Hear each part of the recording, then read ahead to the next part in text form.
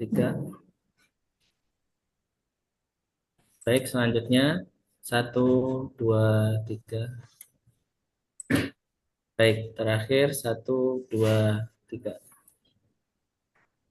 Baik, terima kasih Bapak Ibu, Bu Dekan, dan teman-teman semua. Kita akan masuk ke sesi yang kedua, yaitu paparan dari narasumber pertama, Bapak Dr. Aris Sabtaji. Mungkin teman-teman yang sudah banyak main di sosial media sangat mengenal beliau ya. Jadi banyak hal terutama terkait dengan nutrigenetik dan nutrigenomik. Jadi beliau banyak memaparkan tentang hal tersebut, Bu Indah. Jadi memang kita ingin dapat sharing terkait hal itu. Iya, Ah, expertnya ya. nanti dilanjutkan dengan praktek yang baik yang sudah dilakukan oleh Prodia karena kebetulan dari saya dan Prodia itu banyak kegiatan bersama Bu ya, kemarin ada riset bersama, jadi mudah-mudahan ini juga bisa menjadi apa namanya insight terkait hal tersebut. Oleh karena itu di sini saya persilakan Pak Aji untuk materinya. Monggo Pak Aji. Saya pamit ya. Baik Bu, terima kasih Bu. Baik, Terima Bu. kasih Terima Bu kasih banyak. Indah. Terima kasih. Ya, boleh. Ya, Ibu. Ya, em, bisa dimulai Pak Iro. Silakan Pak Aji. Baik, Bismillahirrahmanirrahim. Assalamualaikum warahmatullahi wabarakatuh. Selamat siang menjelang sore, teman-teman semuanya, Bapak Ibu, pimpinan dari Prodi S1 Gizi, Fakultas Teknologi Pangan dan Kesehatan Universitas Sahid, dan juga yang saya hormati pada seluruh jajaran dosen dan staf, dan juga pemateri dari Prodia, Bu Indah. Dan juga teman saya, sahabat saya, Mas Irul, ya. Terima kasih banyak Mas Irul atas kesempatannya. Ini bisa bertemu secara online dengan mahasiswa dari Gizi Usahid. Oke, baik, saya share dulu untuk materinya, teman-teman semuanya. Sebentar.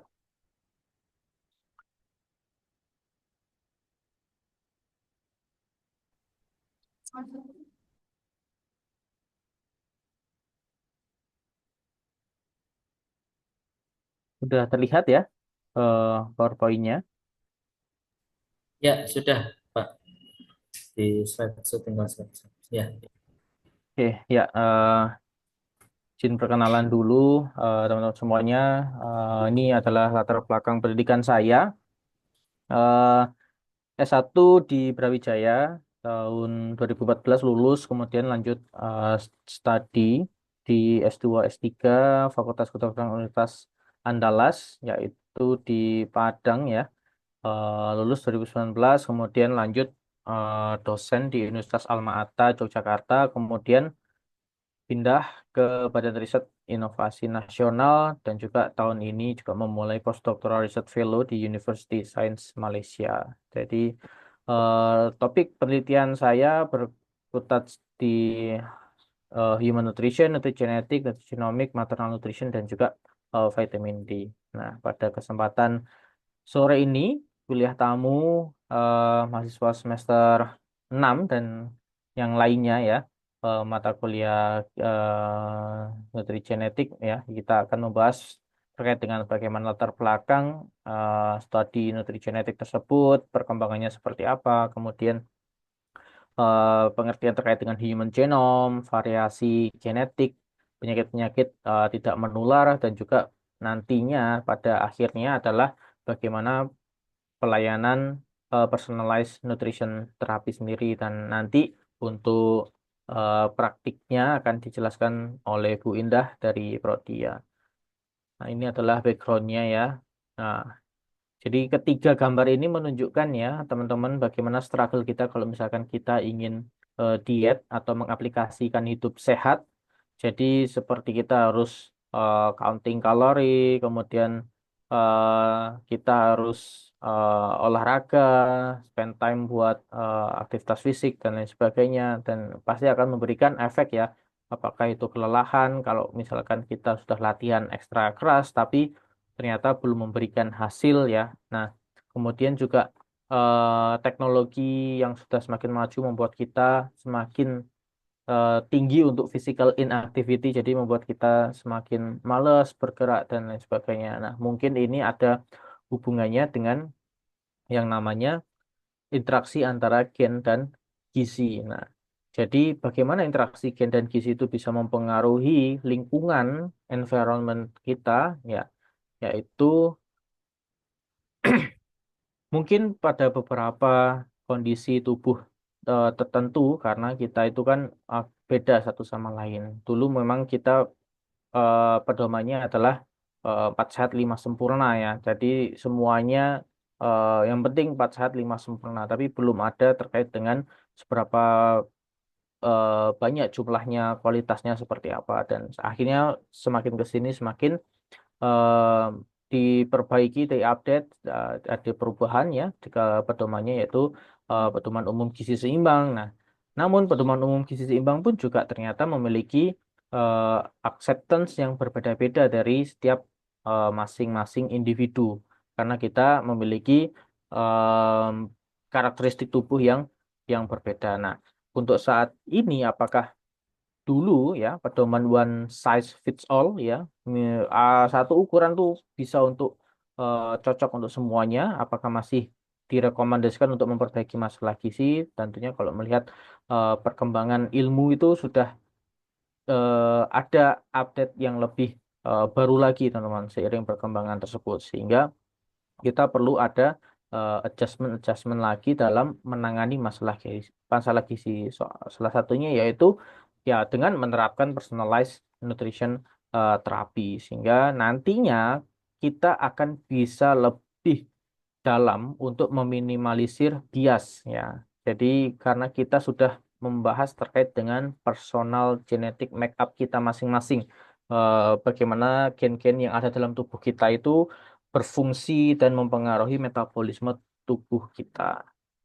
Nah, pada materi ini kita akan membahas bagaimana makanan itu bisa mempengaruhi gen kita ataupun sebaliknya bagaimana gen itu dapat mempengaruhi makanan yang kita konsumsi dan bagaimana lingkungan sekitar kita itu dapat mempengaruhi struktur DNA kita. Karena DNA dalam tubuh kita itu kan akan terus bekerja ya selama kita hidup. Dia akan memproduksi protein-protein untuk meregenerasi sel yang ada di dalam tubuh kita.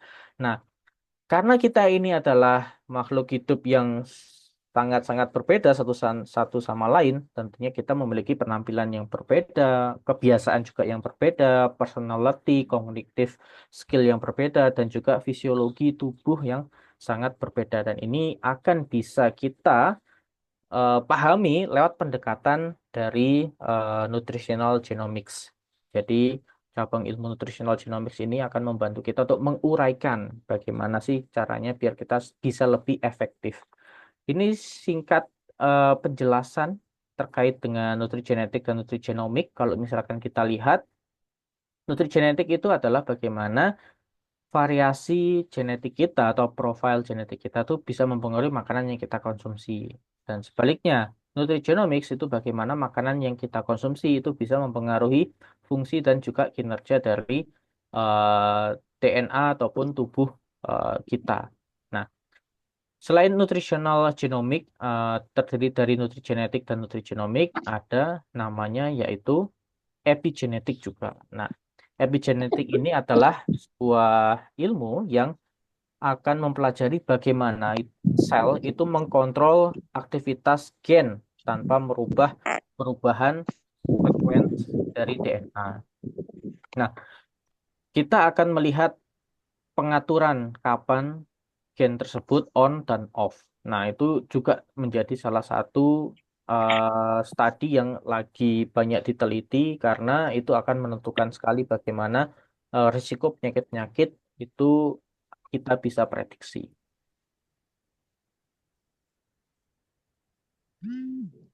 Nah, mungkin teman-teman di sini tidak tahu ya secara pasti yang ingin kita lakukan ya, baik dalam menerapkan hidup sehat ataupun ketika kita ingin diet, mengatur pola makan ya sesuai dengan tujuan kita, apakah kita ingin menurunkan ataupun menaikkan berat badan dan juga aplikasi diet tertentu untuk tujuan kesehatan yang khusus itu membuat kita bingung. Nah, have you been have a love-hate relationship with food? Nah, jadi apakah teman-teman masih relate terkait dengan hal ini? Nah, ini kita akan bisa melakukan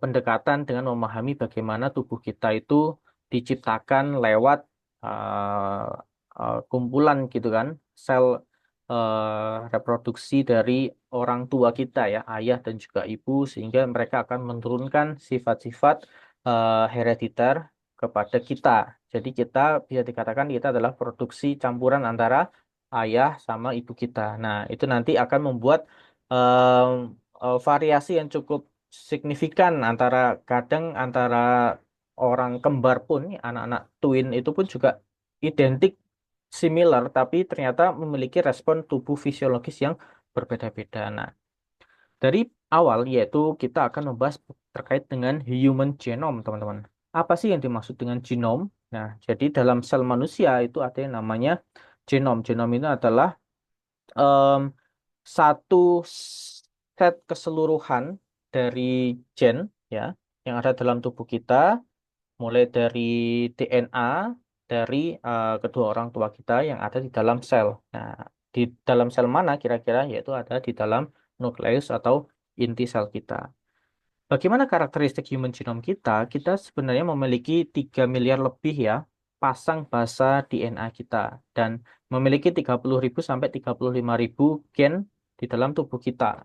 Yuk, banyak sekali gitu kan. Kita hanya paling tahu beberapa gen aja. Ternyata ada lebih dari puluhan ribu gen yang ada dalam tubuh kita. Kalau misalkan kita analogikan sebagai angka ya, itu bisa untuk mengisi 150.000 halaman dalam buku ya, adanya pasang basa kodon dari DNA tersebut. Dan uniknya apa teman-teman? Yaitu 99,99% kita itu memiliki genom yang identik ya. Identik itu bukan sama persis tapi mirip-mirip. 99,9%. Dan 0,1%-nya dari 3 miliaran yaitu sekitar 3 jutaan itu berbeda di antara kita. Jadi hanya 3 juta perbedaan inilah yang bisa mendefinisikan kita itu berbeda dari manusia satu dengan manusia yang lainnya. Dan jika kita bisa memiliki variasi yang berbeda, itu kemungkinan bisa untuk kita mendapatkan suatu penyakit itu bisa kita deteksi. Nah, ini adalah bagaimana caranya untuk kita melihat variasi genetik kita. Nanti akan dijelaskan sama Bu Indah terkait aplikasinya di bidang kesehatan nanti. Nah, backgroundnya DNA is like a blueprint of life. Jadi blueprint tubuh kita tuh ada di DNA kita. Kita bisa ibaratkan itu sebagai buku masakan ya teman-teman dengan berbagai macam resep dan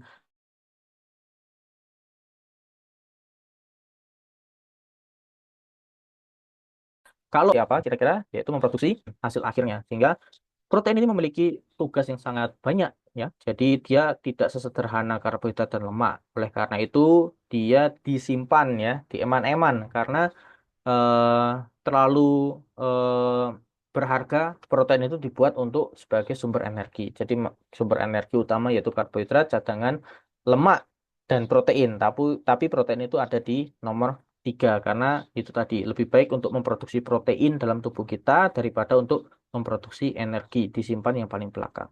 Nah, ini adalah gambaran bagaimana DNA itu seperti satu buah buku dan di dalam buku itu ada chapter. Chapter itulah seperti kromosom yang ada dalam tubuh kita dan masing-masing chapter ini memiliki resep, resep ya.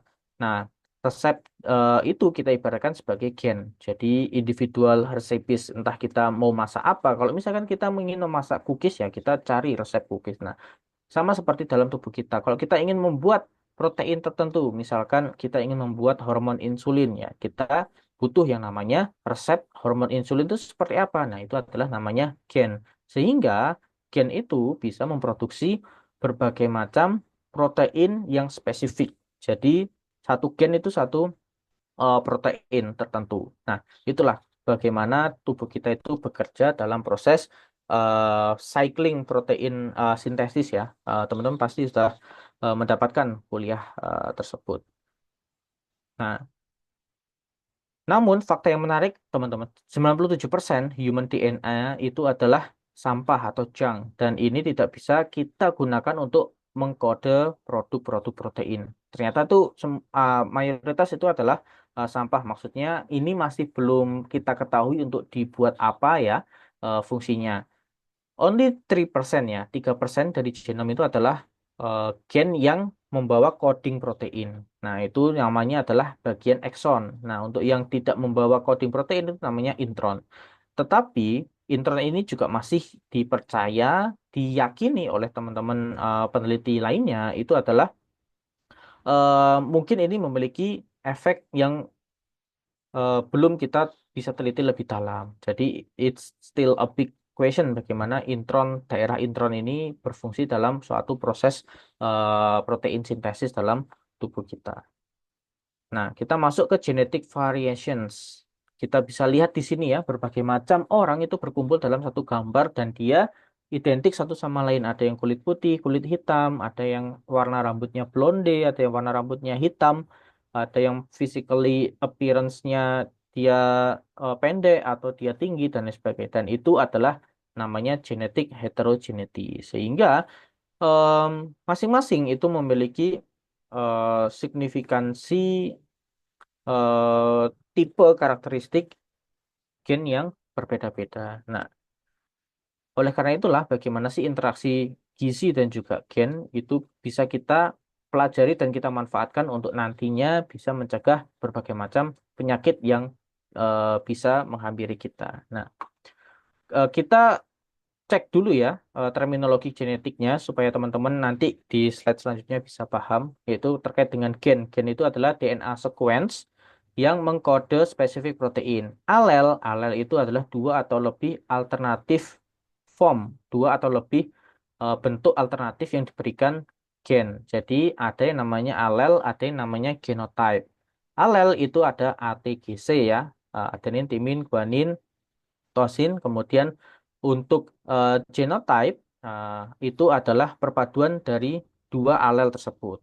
Kenapa kok dua alel? Karena genotype kita itu berasal dari dua orang tua kita, ayah dan ibu. Ya kan, kromosom kan berpasang-pasangan. Nah, ini adalah bagaimana polimorfisme genetik yang umum terjadi ya, yaitu terjadi pada interindividual difference, perbedaan interindividu di dalam sequencing DNA-nya. Jadi di dalam sequencing DNA-nya itu ada variasinya. Contohnya single nucleotide polymorphism atau SNPs. Nah, single nucleotide polymorphism atau SNPs ini ada variasi satu aja susunan pasang basa nukleotida di dalam DNA kita itu bisa memberikan efek juga terhadap produksi protein. Itu bisa jadi produksi proteinnya salah, tidak terproduksi, atau dia terproduksi tapi jumlahnya tidak sesuai. Nah, kadang-kadang itu yang nantinya akan mempengaruhi fungsi kerja fisiologis tubuh kita. Nah, selain SNPs ada juga microsatellite polymorphisms atau insertion atau deletion polymorphism. Jadi ada em, pasang basa DNA nukleotida dalam tubuh kita itu ada yang hilang dan juga ada yang kesisipan. Nah, itu yang membuat kita nanti akan bingung dalam menerjemahkan. Kalau misalkan kita membaca ya, kita ibaratkanlah dalam eh, blueprint tubuh kita itu sebagai buku. Ya, buku misalkan buku gizi dasar ya. Nah, kemudian ada bab yang namanya vitamin. Nah, di dalam vitamin itu dia membahas vitamin larut air adalah vitamin bla bla bla bla. Nah, tetapi dalam proses kita menerjemahkan vitamin larut air, ternyata huruf huruf I-nya itu di dalam kalimat itu hilang. Nah, berarti kan kita akhirnya tidak bisa membaca atau menerjemahkan kata-kata yang kita baca itu menjadi sesuatu yang sama kita sampaikan. Nah, karena perubahan-perubahan seperti itulah yang nantinya juga kita analogikan sebagai estimasi di mana nanti fungsi protein kita itu tidak maksimal karena itu tadi ada berbagai macam variasi di dalam genetik kita. Nah, masuk ke genetic variation ya teman-teman. Jadi di sini kita bisa lihat ada 4-5 orang ya di sini dengan berbagai macam pasang basa nukleotidanya. Dan di sini mereka tuh 99,9% sama teman-teman. Nah, hampir semuanya sama GGC gitu ya.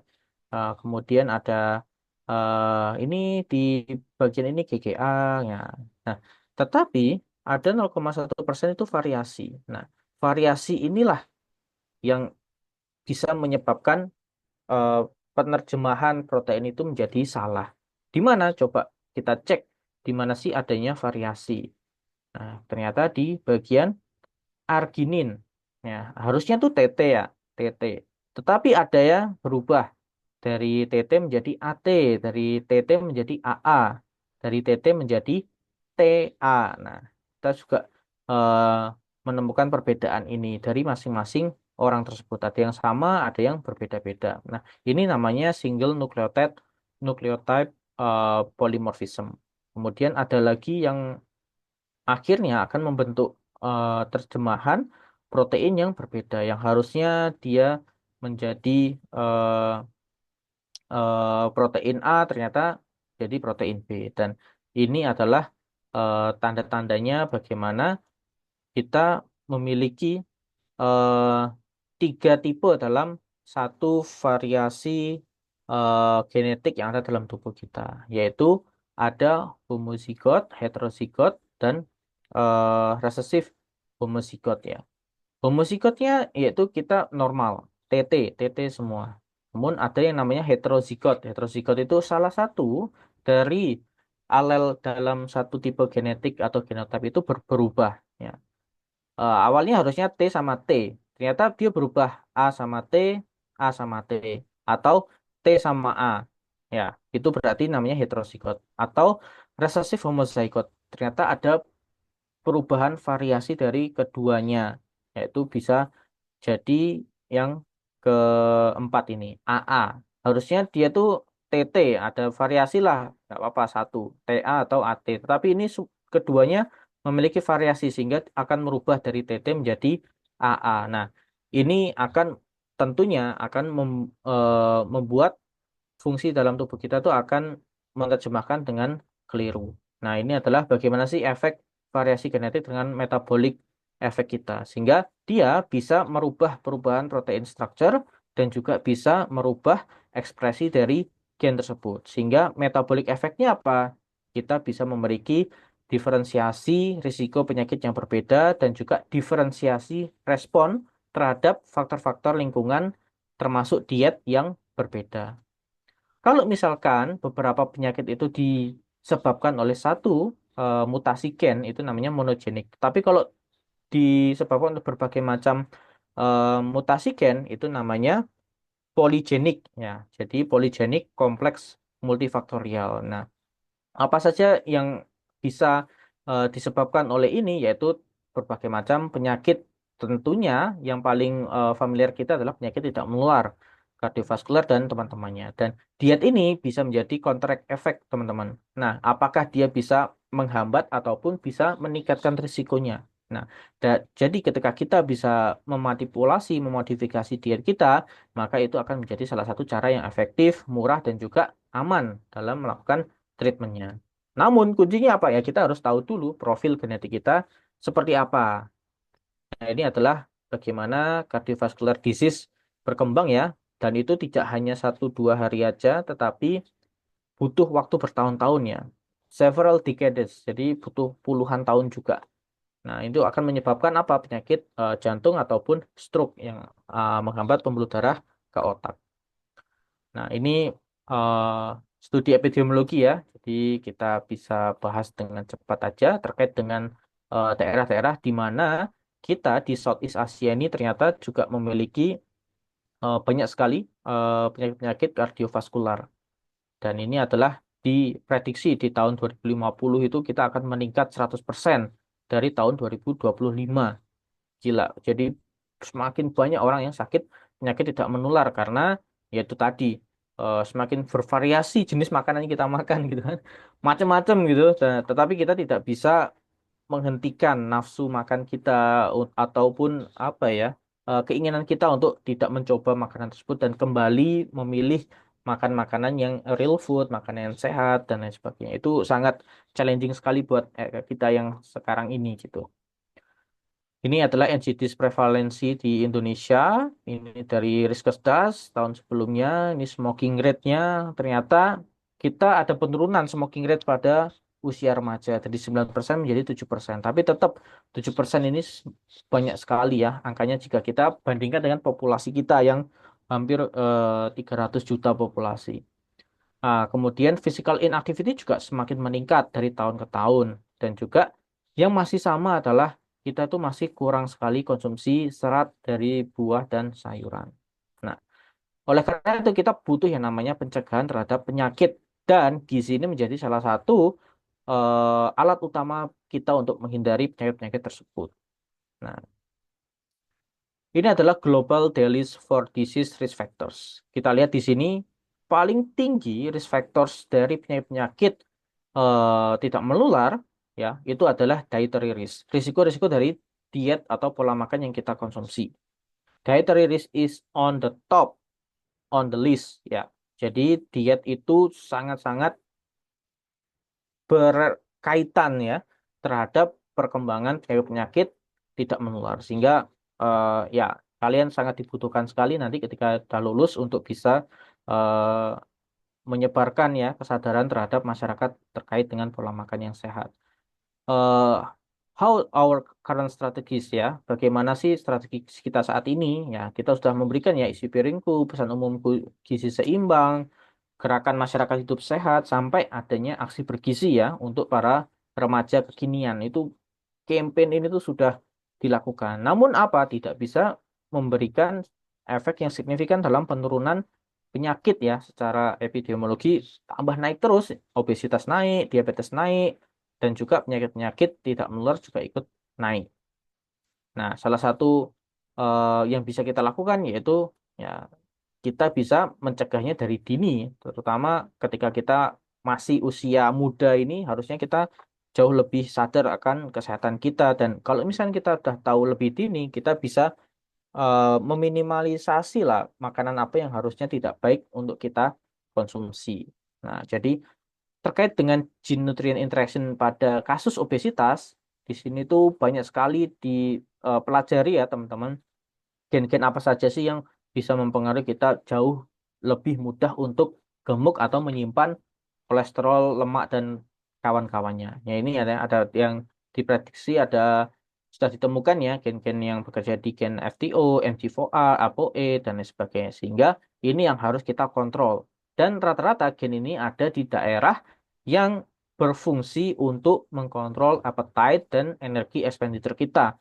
Mengkontrol eh, nafsu makan kita dan bagaimana kita bisa merubah cadangan makanan kita tuh untuk diubah menjadi energi. Dan proporsinya obesitas semakin lama semakin meningkat. Tahun 2007 aja masih 10%.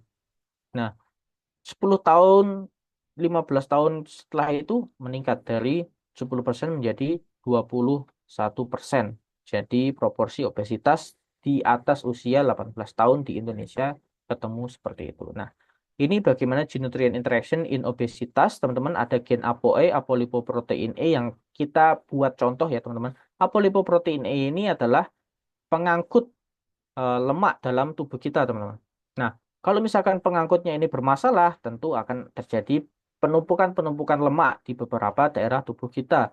Nah, apolipoprotein E ini tentunya akan memiliki berbagai macam variasi. Nah, variasi-variasi inilah yang dimiliki oleh sekian banyak orang yang ada di dunia. Ketika kita apesnya dapat turunan, ya, gen ApoE yang ternyata eh, apa namanya resesif dari kedua orang tua kita ya, ternyata kita memiliki risiko yang lebih banyak. Nah, jadi kalau misalkan kita tidak memiliki turunan yang resesif, ya, itu kita 0% risiko. Kalau salah satu resesif, itu kita memiliki 25% risiko. Kalau kedua-duanya resesif dari turunan kedua orang tua kita, kita jauh lebih banyak risikonya, yaitu 50% berisiko. Jadi bukan akan selalu menyebabkan, tetapi berisiko untuk bisa terdevelop seperti itu. Nah, ini ya, familial hyperkolesterolemia juga itu terjadi karena si orang tuanya ini ya, ayah atau ibunya itu dia defektif LDLR gene atau LDL receptor genes ya, sehingga dia tidak bisa memproduksi reseptor untuk mengaktifkan LDL atau pengangkut lemak ini, sehingga apa dampaknya? Dia akan bisa menyebabkan kenaikan kolesterol dalam darah, dan akan mengakibatkan 2 sampai 3 kali lipat risiko meningkatnya penyakit coronary heart disease. Dan ini kita mulai masuk ya di era 2000-an ini terkait dengan personalized nutrition. Mulai kita hubungkan bagaimana genetik makeup kita, kita individu yang seperti apa, dan nanti kita makan yang seperti apa. Dulu kita masih samponya ini ya Head and Shoulder, tetapi sekarang kita banyak sekali jenisnya kan. Jadi ada yang untuk anti ketombe, anti rontok, dan lain sebagainya. Dan itu tentunya akan berbanding lurus dengan kemajuan kita sekarang. Jadi kita makannya pun juga nggak bisa disamakan. Ada yang makannya khusus untuk satu individu tertentu. Untuk waktu masih berapa lama, Pak Irul? Apakah masih cukup? Kalau tinggal sedikit lagi, Monggo mungkin Pak, 5 menit lagi. 5 Silakan. menit, 5 menit lagi, baik. Nah, ini adalah Ya. contohnya ya, teman-teman, bagaimana interaksi eh, gizi dan juga gen ya terkait dengan makanan yang kita konsumsi. Nah, ini contohnya ApoE missense polymorphisms. Jadi adanya eh, variasi dalam gen ApoE tersebut. Nah, ternyata setelah diteliti, ternyata ApoE variasi gen tersebut bisa menyebabkan risiko Alzheimer lebih dini. Nah, itu terbukti bahwa orang yang memiliki E4 alel, ya, alel tip yang 4 yang dua-duanya resesif, ternyata dia memiliki risiko yang lebih besar untuk terkena penyakit Alzheimer lebih muda. Nah, karena di sini kita sudah meneliti ternyata adanya perubahan alel tersebut itu bisa menurunkan reduksi beta amyloid transport keluar dari otak kita, sehingga kalau itu susah keluar dari otak, dia lama-lama akan membentuk formation ya. Jadi membentuk gumpalan-gumpalan dan juga plak beta amyloid di dalam otak kita sehingga akan mengganggu proses memori kita. Dan ini adalah frekuensi dari eh, prevalensi ya ApoE, sorry, presentasi orang yang memiliki gen tipe ApoE di dalam di Kaukasia. Kaukasia itu berarti orang-orang Eropa. Yang paling banyak orang-orang Eropa ada di E3. Nah, E3 ataupun E3 E4. Dan ternyata E3 E4 itu kalau kita teliti itu memiliki risiko yang lebih tinggi. Dia bukan protektif. Kalau protektif itu adalah E2 ataupun campuran E2 E3. Tapi kalau E3 sendiri atau E4 sendiri atau gabungan keduanya itu bisa meningkatkan risiko menjadi dari 1,2 sampai 1,5. Ya. Ini untuk populasi orang Asia, ini untuk orang Indonesia juga banyak lumayan. Ini ada di Surabaya, Nusa Tenggara dan juga Palu. Itu banyak sekali.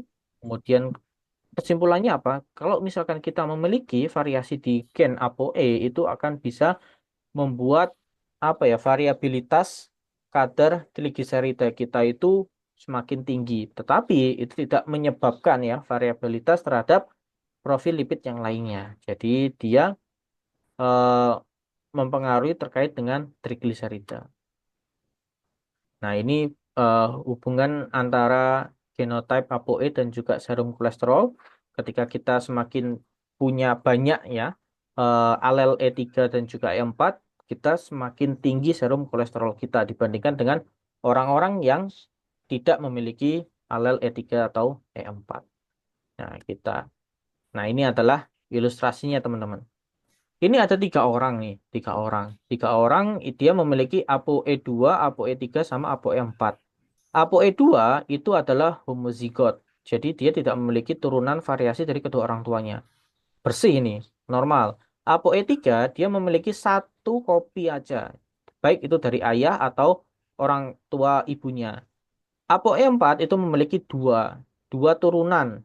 Dari ayah kena, dari ibu kena. Sehingga dia risikonya jauh lebih besar, yaitu sebanyak 50%. Nah, kalau misalkan kita lihat dari hasil penelitian, dari masing-masing genotype ini, orang-orangnya kita kasih diet low fat sama high fat. Kalau pada orang yang ApoE4, baik dia dikasih low fat atau high fat, sama-sama tinggi kolesterolnya. Berbeda dengan ApoE2. Ketika kita kasih low fat ataupun high fat, ternyata dia tetap kolesterolnya stabil. Nah, begitu juga diikuti dengan ApoE 3. Nah, ApoE 3 pun juga ada terjadi peningkatan. Namun, ApoE 4 jauh lebih meningkat daripada ApoE 3. Nah, inilah ternyata eh, pembawa gen di dalam tubuh kita itu menentukan juga ternyata seberapa besar peningkatan kolesterol yang ada di dalam tubuh kita. Makanya ada orang yang makannya banyak tapi dia nggak gemuk-gemuk, atau ada orang yang makannya dikit-dikit ternyata jauh lebih mudah untuk gemuknya. Jadi there is no universal diet. Jadi perlu sekali untuk kita melakukan personalisasi. Nah, ini terkait dengan business development-nya nanti akan dibahas teman-teman Prodia. Ini video nanti bisa dicek ya di materi yang sudah saya sampaikan ke Pak Irul, nanti bisa minta. Nah, ini adalah present and future disease management. Kalau dulu tuh kita sakit dulu baru kita obati ya. Harusnya sekarang itu kita bisa mendeteksi, teman-teman. Kita deteksi dari awal sehingga kalau kita sudah early detection yang kita sudah dapat, kita risiko pembawa gen kita itu seperti apa, jadi kita bisa mencegahnya itu lebih cepat. Jadi nggak nunggu sakit dulu.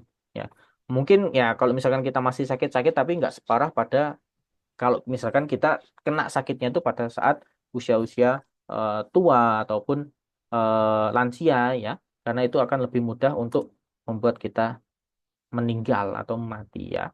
Nah, ini adalah consideration terkait dengan bagaimana ini dilakukan. Tentu ada cost benefit analisisnya, mungkin ya harganya nggak seperti treatment yang lainnya, agak lebih mahal ya, karena tentu ini kita nggak butuh pemeriksaan berkali-kali. Jadi kalau gen kan kita nggak berubah. Ya, itu sih. Kalau sekarang ini nanti mungkin akan ada barcode ya. Nah, barcode ini kita bisa scan dan kita cocokkan. Kita sebenarnya cocok nggak dengan produk makanan tersebut. Nah, ini yang menjadi peluang kita nantinya sehingga kita bisa mencegah apakah cocok nggak makanan ini untuk profil genetik kita. Jadi, ini pesan yang ingin saya sampaikan bahwa tubuh kita itu eh, seperti halnya eh, senjata ya, senjata ini. Nah, your genetic itu nanti akan menentukan ya apakah akan ditembakkan atau tidak. Nah, sorry, genetik kalian itu adalah isi pelurunya. Nah, namun lifestyle atau gaya hidup kita itu nanti yang akan menentukan apakah pelurunya itu akan ditembakkan atau tidak. Jadi meskipun kita memiliki pembawaan berbagai macam risiko penyakit dari profil genetik kita, tapi kalau lifestyle kita baik, tentunya itu akan jauh bisa untuk lebih memodifikasi apakah kita akan lebih mudah terkena penyakit ataupun tidak.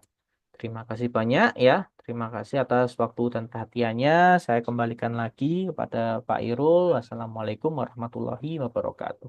Waalaikumsalam warahmatullahi wabarakatuh. Terima kasih Pak Aji, teman-teman, Bapak Ibu yang hadir pada kesempatan sore hari ini. Tadi banyak paparan menarik ya, bahwa ternyata memang nutrition itu tidak hanya tentang apa yang dimakan ya, tetapi harus mempertimbangkan terkait sama genetik juga. Nah, buat yang mau ada pertanyaan, silakan teman-teman Bapak Ibu bisa chat di kolom komentar atau nanti bisa resen saat sesi tanya jawab. Baik, saya coba masuk ke next narasumber, Bu Indah. Apakah standby ya? Iya. Bu Indah, Oh, suara saya terdengar ya? Baik. kedengeran ya, Pak? Baik, kita masuk ke sesi narasumber kedua, yaitu pada kesempatan ini akan dipaparkan oleh Ibu Indah Saputri. Mungkin sebagai informasi, Prodia menjadi salah satu yang melayani terkait dengan pemeriksaan nutrigenomik ya Bu ya. Tapi detailnya seperti apa, nanti dari Ibu Indah yang nanti akan memaparkan.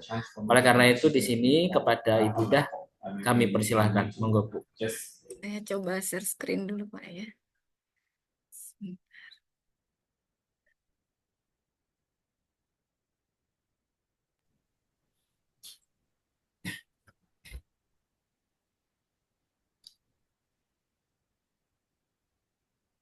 Bisa share screen. Baik. Apakah sudah terlihat?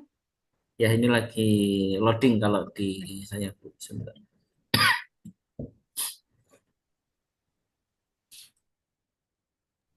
Ya, sudah Ibu. Monggo Em, silakan Bu. saya sudah slideshow ini ya. Sudah Bu. Iya, baik. Ya, terima kasih Bapak Khairul, kemudian juga kamu Susahe dan Bapak Arif ya luar biasa sudah disampaikan tadi terkait nutrigenomik, nutrigenetik ya. Dan ini juga saya menyebutnya teman-teman mahasiswa-mahasiswi ya, pengennya seumuran. Ya ini selamat sore, ini semoga tidak mengantuk ya. Ini jam-jam riskan sekali nih. Baik, selamat sore. Assalamualaikum warahmatullahi wabarakatuh. Salam sejahtera buat kita semuanya. Sebenarnya terima kasih atas waktu yang diberikan kami dari Prodia untuk sedikit sharing informasi terkait pemeriksaan genetik ya. Nah, untuk pemeriksaan genetik di Prodia sendiri, salah satu latar belakangi bahwa tahun 2017 itu pemeriksaan terkait dengan genetik ya, genomik itu sudah mulai digunakan eh, di negara barat ya, terutama Eropa, Amerika. Nah, ini dan digunakan secara daily practice. Dan di Prodia sendiri terkait dengan genetik untuk yang prediktif disease maupun yang lifestyle itu mulai dari 2018. Dan tahun 2017 pun FDA sudah mengizinkan ya terkait pemeriksaan genetik bisa direct to customer seperti itu. Dan sehingga di Prodia sendiri itu kami bisa menawarkan kepada pasien awam dan di Prodia sendiri pun juga ada memberikan free konsultasi terkait semua pemeriksaan genetik ini. Nah, dengan selesainya dengan Human Genome Project tahun 2003 yang sudah selesai, ini juga salah satu yang latar belakangi kenapa di Prodia juga kita melakukan pemeriksaan genetik sendiri tanpa dirujuk ke luar negeri. Memang di Indonesia itu baru Prodia yang melakukan pemeriksaan genetik mandiri ya. Dan untuk pendekatan gennya pun kita memiliki bank data khusus orang Indonesia karena itu bukan dari pasien tapi dari karyawan Prodia. Prodia sendiri memiliki 290 otet eh, lebih dari di 30 provinsi ya tersebar di 34 provinsi. Jadi hampir semua karyawan tetap Prodia itu diperiksa genetiknya. Termasuk saya ya, terutama nutrigenomik gitu. Jadi kita memiliki data bank data ya itu yang dianggapnya sudah mewakili kebinekaan orang Indonesia dari Sabang sampai Merauke dan kita memiliki hampir lebih dari 2.000 bank data terkait dengan eh, pemeriksaan genomik ini. Sebentar, ini nggak kelihatan saya. Nah, untuk pemeriksaan genetik terkait gen sebenarnya kita sudah mengerjakan dari 95, tetapi untuk yang lifestyle dan juga disease risk itu kita mulai dari 2018. Yang pertama kali adalah terkait dengan pemeriksaan kanker. Nah, ini adalah portfolio untuk pemeriksaan genomik di Prodia. Kita sudah melakukan 14 pemeriksaan genetik ya, baik yang disease risk maupun yang lifestyle. Dan ini masing-masing jumlah trait maupun jumlah gen dan varian gennya yang kita lakukan. Nah, untuk prediktif preventif sendiri ya, untuk disease risk kita kurang lebih ada 9 pemeriksaan genetik, yaitu seperti yang pertama itu adalah terkait kanker ya. Halo, udah terlihat ya? Sebentar di tempat saya agak error.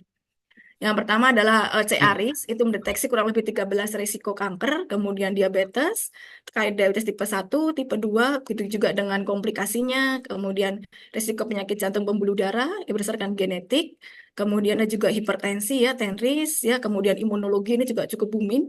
Ini terkait dengan 5 penyakit autoimun termasuk lupus, psoriasis, ya, kemudian 2 alergi, kemudian terkait juga penyakit tulang, otot, dan sendi, kemudian penyakit syaraf termasuk Alzheimer, ya multiple sclerosis juga, kemudian terkait dengan risiko gangguan atau kelainan mata, genomik. Nah, untuk yang lifestyle, kita kurang lebih ada 4 ya, untuk yang nutrigenomik, kemudian melihat tendensi kesehatan kulit dan rambut, begitu juga dengan nutrisinya, kemudian sport genomik, dan juga yang terakhir terbaru 2024 itu adalah Prodia Sleep and Stress Genomic. Jadi terkait dengan pola tidur maupun terkait dengan gangguan stres, itu ternyata ada beberapa faktor gen yang berpengaruh. Nah, untuk yang farmakogenomik, ya terkait dengan obat yang dikonsumsi, pengaruhnya seperti apa. Nah, itu kita baru terkait dengan 8 obat ya, 4 penurun lipid dan juga 4 antikoagulan. Ini ya. Oke, nah semua pemeriksaan genetik di Prodia sendiri itu akan mendapatkan free konsultasi konsultan genomik kami untuk yang resiko penyakit dan untuk yang lifestyle seperti nutrigenomik. Untuk yang nutrigenomik itu dengan spesialis gizi klinik dan mendapatkan meal plan-nya ya. Jadi akan diberikan daftar makanan pagi, siang, sore ya selama beberapa hari. Kemudian skin and hair dengan dokter spesialis kulit kelamin, sport genomic dengan dokter kesehatan olahraga, dan sleep and stress genomic saat ini sementara dengan konsultan genomik, tapi kedepannya dengan spesialis kesehatan jiwa. Jadi untuk pemeriksaan genomik itu memang bukan selembar dua lembar seperti infonya Mas Aji tadi ya, tapi memang dalam bentuk buku berlembar-lembar. Untuk nutrigenomik pun kita ada kurang lebih 80 lembar ya. Nah, sebelum masukin ke dalam terkait nutrigenomik, ini sebenarnya tadi sudah disinggung oleh Mas Aji ya, saya manggilnya Mas Aji juga ya. Ini bahwa kenapa sih pemeriksaan genetik itu cukup booming dan bisa diperiksa? Karena memang dalam tubuh kita itu ya dari ujung rambut sampai ujung kaki itu terdiri dari beberapa sel. Di dalam sel itu memiliki inti sel, kecuali sel darah merah. Nah, setiap inti sel memiliki 46 kromosom, yaitu 23 pasang kromosom, yang sepasang ini satu berasal dari ayah, satu berasal dari ibu. Nah, di dalam kromosom ini ada untaian DNA ya yang cukup panjang. Ya, ini tadi disebutkan juga oleh Mas Aji, luar biasa ya, dan itu memang terdiri dari ATGC yang diulang-ulang. Nah, ini Tuhan maha luar biasa, dan ini dikompak ya, dikompak dalam satu kromosom. Nah, ini kalau dipanjangkan di olor itu bisa bermeter-meter, dan itu katanya bisa, kalau seluruh tubuh itu bisa bolak-balik bumi bulan sampai 70 kali ya, seperti itu. Nah, 4 DNA tadi ya, itu sebenarnya ATC diulang dari ujung rambut sampai ujung kaki. Nah, ini yang diperiksa di Prode Transaksi Pemeriksaan Genomik, dan kita menggunakan teknologi microarray. Nah, berdasarkan dengan human pre-check yang sudah selesai ya, sudah komplit, bahwa ternyata DNA kita itu sama. 99,9% DNA kita itu sama, hanya 0,1% yang membedakan. 0,1% inilah yang disebut dengan variasi genetik atau SNP. Ya, SNP inilah yang membedakan. Gambarannya SNP ini ya, sebenarnya tadi kan bacaannya sama 99,9%. Ini contohnya kalau saya yang bagian atas GCCA, CCGTA. Kemudian yang bawahnya ini Mas Aji GCCA, GCCTGA. Nah, yang bawah ini mungkin Budekan. Nah, 0,1% inilah yang dianggap SNP inilah yang membedakan 0,1% ini yang disebut single nucleotide polymorphism. 0,1% ini ternyata sangat bermanfaat dan banyak di dunia kesehatan itu digunakan ya, terutama laboratorium kedokteran, dan ternyata 0,1% ini bisa membedakan ya tinggi badan ya, warna rambut ya, kemudian ada hidungnya mancung, hidung pesek ya, mungkin saya tidak mancung Mas Ari, kemudian warna kulit ya, ada yang putih, ada yang coklat. Jadi kita tidak perlu minder dengan orang-orang ya Eropa, karena memang DNA kita itu ada 0,1% yang berbeda. Nah, 0,1% itu juga membedakan terkait risiko penyakit. Jadi kenapa ada pemeriksaan genetik terkait dengan penyakit kanker, yang mungkin kalau saya diperiksa terkait risiko kanker, saya punya risiko tinggi ke arah kanker payudara. Karena ada keluarga meninggal karena kanker payudara, kolorektal. Nah, tapi mungkin di sini ada di mahasiswa-mahasiswa sekalian tidak ada punya risiko ke arah kanker seperti itu. Mungkin ada penyakit yang lain ya. Itu. Nah, 0,1% juga terkait dengan nutrisi. Salah satunya dengan pemeriksaan tadi nutrigenetik, nutrigenomik, karena ternyata 0,1% itu banyak sekali bisa membedakan. Begitu juga dengan obat-obatan. Kalau kita lihat banyak sekali obat padahal manfaatnya sama. Untuk obat flu aja ada banyak A, B, C, D, E, tapi tidak semua orang itu cocok. Ada yang minum obat A, dia harus 2 tablet, atau mungkin obat ada orang lain yang dia hanya minum setengah tablet baru dia sudah sembuh, atau dia nggak bisa minum obat itu karena dia mungkin deg-degan atau malah mules seperti itu. Nah, ini 0,1% yang membedakan kita. Jadi sebenarnya kita sama ya 99,9%.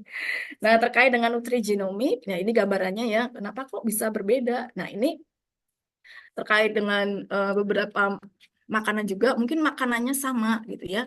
Tetapi kalau genotipnya atau alelnya tadi disebutkan Mas Aji berbeda, mungkin efeknya itu berbeda. Jadi one size does not fit all. Jadi tidak semua orang sama, karena semua orang itu unik ya. Semua orang itu berharga, jadi akan berbeda. Ini gambarannya mungkin kalau ada genotip A dengan makanan-makanan seperti ini, dia akan meningkat terkait dampak kesehatannya. Tapi ada juga, wah saya sudah makan seperti itu kok nggak ngefek ya, saya biasa aja tuh. Nah, tapi ada juga yang genotipnya C atau alel C, dia ternyata setelah makan ini kok malah menurun ya, gitu. Atau mungkin dia malah ada yang mules lah, atau mungkin yang malah gatal-gatal seperti itu. Jadi memang setiap orang tidak bisa disamakan. Ada beberapa faktor yang membedakan, salah satunya adalah terkait genetik. Nah, ini tadi juga sudah disinggung oleh Mas Aji bahwa pemeriksaan nutrigenomik itu adalah terkait dengan personalized nutrisi ya. Jadi memang konsep yang ditawarkan terkait personalisasi nutrisi ini mampu membedakan atau mendiferensiasi populasi secara personal untuk dapat menentukan jenis makanan, suplementasi, dan olahraga yang sesuai atau yang cocok sehingga mampu mengurangi terkait tadi ya preventif atau pencegahan penyakit, baik terkait dengan cost-nya, biayanya, ya waktunya, ya dan yang lainnya. Nah, selain kalau terkait makanan ya, selain manfaatnya, kemudian ternyata ada beberapa bisa menyebabkan penyakit, ternyata ada pendekatan berbasis genetik. Nah, terkait makanan ini tadi, setiap orang pasti berbeda. Mungkin sama-sama makan gorengan gitu, tapi kalau yang satu body size-nya udah obes, tapi yang satu normal, tapi efeknya pasti akan berbeda. Atau mungkin aktivitas fisiknya berbeda, yang satu mungkin biasa olahraga, yang satu mager. Pasti dampaknya makanan tersebut akan berbeda juga. Begitu juga metode makanan. Makanan yang digoreng, kemudian apa sih namanya? Dikukus, kemudian yang dibakar, pasti efeknya akan berbeda. Nah, ini kalau yang tidak sesuai itu bisa menyebabkan lama-lama bisa menyebabkan penyakit. Nah, kemudian begitu juga terkait salah satu yang mempengaruhi adalah faktor genetik. Faktor genetik ini kita lihat terkait dengan metabolismenya ya. Adanya perbedaan metabolisme setiap orang dan itu unik ya. Jadi tidak bisa, wah kamu gini loh, jelek loh, gitu tidak. Tapi memang itu adalah keunikan seseorang ya. Jadi itulah yang membedakan 0,1% tadi. Nah, terkait dengan genetik sendiri, ya adanya variasi genetik secara internal itu terkait dengan yang kita makan dan bagaimana ekspresinya bagi tubuh. Jadi variasi genetik yang berbeda tersebut merupakan variasi secara internal yang dapat dikaitkan dengan kerentanan penyakit. Di mana dengan pemeriksaan nutrigenomik atau dengan nutrigenetik tadi ya, terkait dengan personalized nutrition yang terkait dengan cara untuk pencegahan terkait dengan risiko kerentanan terhadap suatu penyakit. Jadi memang diharapkan dengan pemeriksaan nutrigenomik tadi ini bisa terkait dengan pemilihan jenis makanan yang sesuai, olahraga yang sesuai, ya, aktivitas fisik yang sesuai, dan sehingga kita harapkan bisa mencegah terkait terjadinya penyakit. Nah, ini kalau melihat ini memang agak rumit ya, seperti gambarannya sendiri ada beberapa faktor ya terkait dengan diet, kemudian komponen genetik ya, kemudian juga terkait dengan penotipenya. Pertama ini terkait dengan fenotip yang kardiovaskuler. Ini yang bisa kita lihat dari gambaran kompleks ini, interaksi antara makanan ya, makanan dengan gen, adanya variabilitas termasuk nutrisi, diet, makanan atau komponen makanan, kemudian ditambahkan dengan mutualitas hubungan nutrisi kesehatan, kemudian nutrisi genom, ini yang mencerminkan kompleksitas nutrigenomik dan dampaknya bagaimana itu bisa membuat panduan gizi dan makanan akan diberikan ya sesuai dengan hasilnya ya kepada individu tertentu. Nah, ini saya masuk ke pemeriksaan nutrigenomik di Prodia sendiri. Jadi nutrigenomik ini sampai ada tagline-nya ya, pertama kali tahun 2018 itu pun kita launch ya, kita boomingkan itu ada tagline-nya nih, mau makan apa? Tanya DNA. Jadi dengan pemeriksaan nutrigenomik, ini dianggap gaya hidup abad 21 ya, itu merupakan personal nutrition untuk healthy lifestyle, modifikasi healthy lifestyle. Nah, pemeriksaan nutrigenomik ini kita menganalisis lebih dari 37 trait dan 170 varian genetik yang dianggap untuk membantu mengetahui respon gen terhadap nutrisi atau makanan yang kita konsumsi sehari-hari, serta mengetahui interaksi antara gen dan nutrisi yang berkaitan dengan kesehatan. Jadi nutrigenomik ini memberikan informasi mengenai bagaimana zat-zat gizi yang kita konsumsi sehari-hari itu mempengaruhi ekspresi dari genom manusia. Dan dengan pemeriksaan nutrigenomik ini ya melihat bagaimana makanan yang kita konsumsi itu mempengaruhi gen kita bekerja dan berdampak pada kesehatan tubuh kita.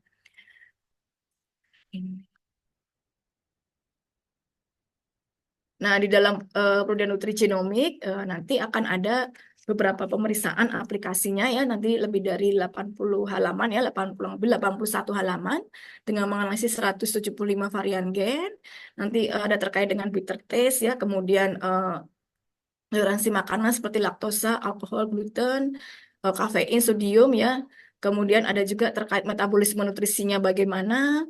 Kemudian olahraga yang kita lakukan memberikan efek yang bagus atau tidak, terkait dengan insulin insulin sensitivity ya, kemudian apakah dengan olahraga dia bisa menurunkan berat badan ya, kemudian menurunkan tekanan darah, meningkatkan kolesterol HDL seperti itu.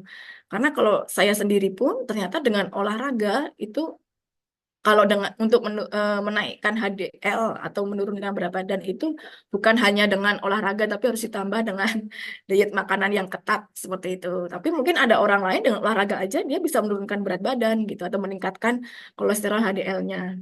Begitu juga akan terkait pengelolaan berat badannya ya. Nanti ada di belakang.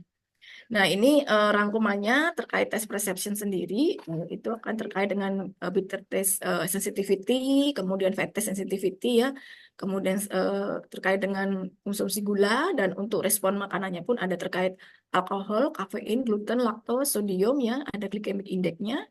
Nah, untuk metabolisme nutrisi itu ada beberapa ya, terkait mineral dan vitamin ya, kalsium, kolagen, iron overload ya, low iron status, kemudian omega profile, ada vitamin A, yang metabolisme nutrisinya vitamin A, B12, vitamin B, vitamin C, D, E, kemudian asam folat, antioksidan, ada terkait liver detox juga, dan juga magnesium.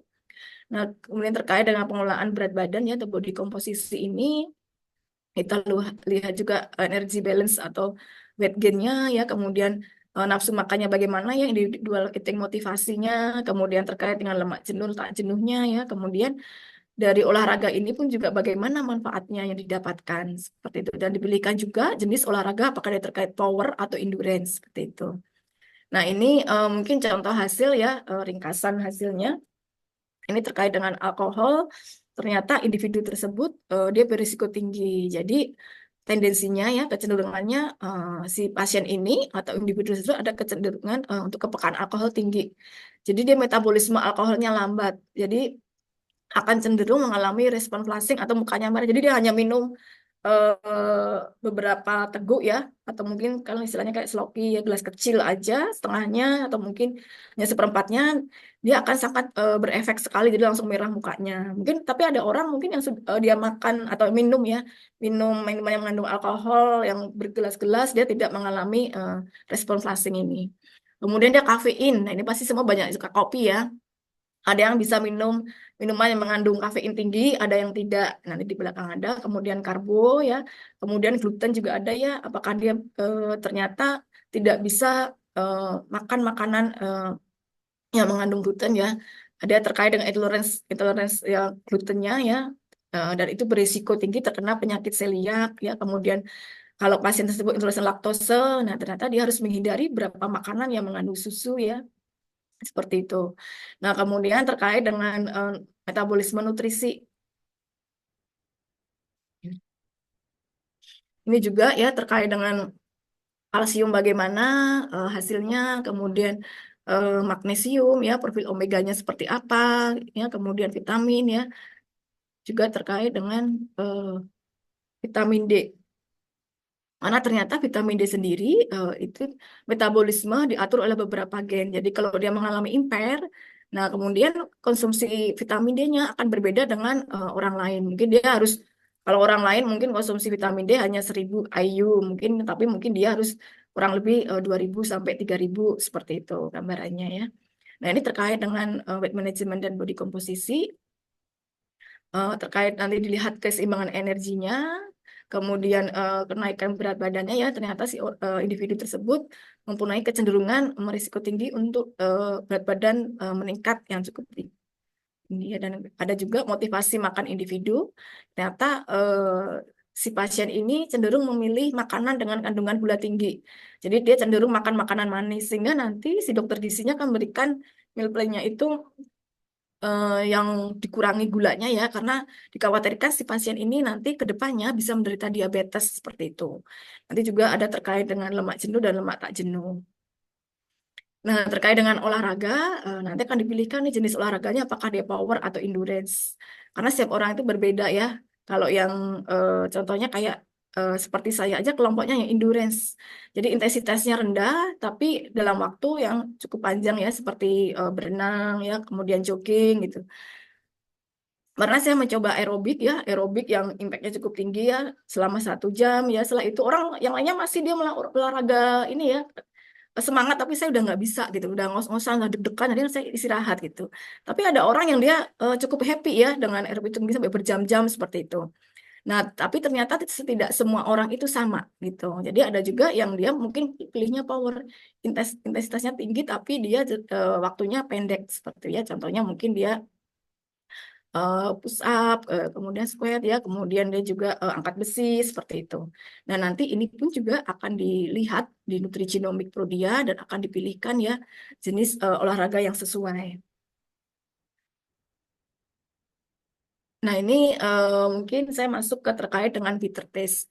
Jadi, ada beberapa kondisi ya, atau kemampuan untuk merasakan pahit pada makanan yang bisa disebabkan oleh PROP atau propiltiurasil. Itu biasanya ada pada sayuran ya, komponen sayuran ya.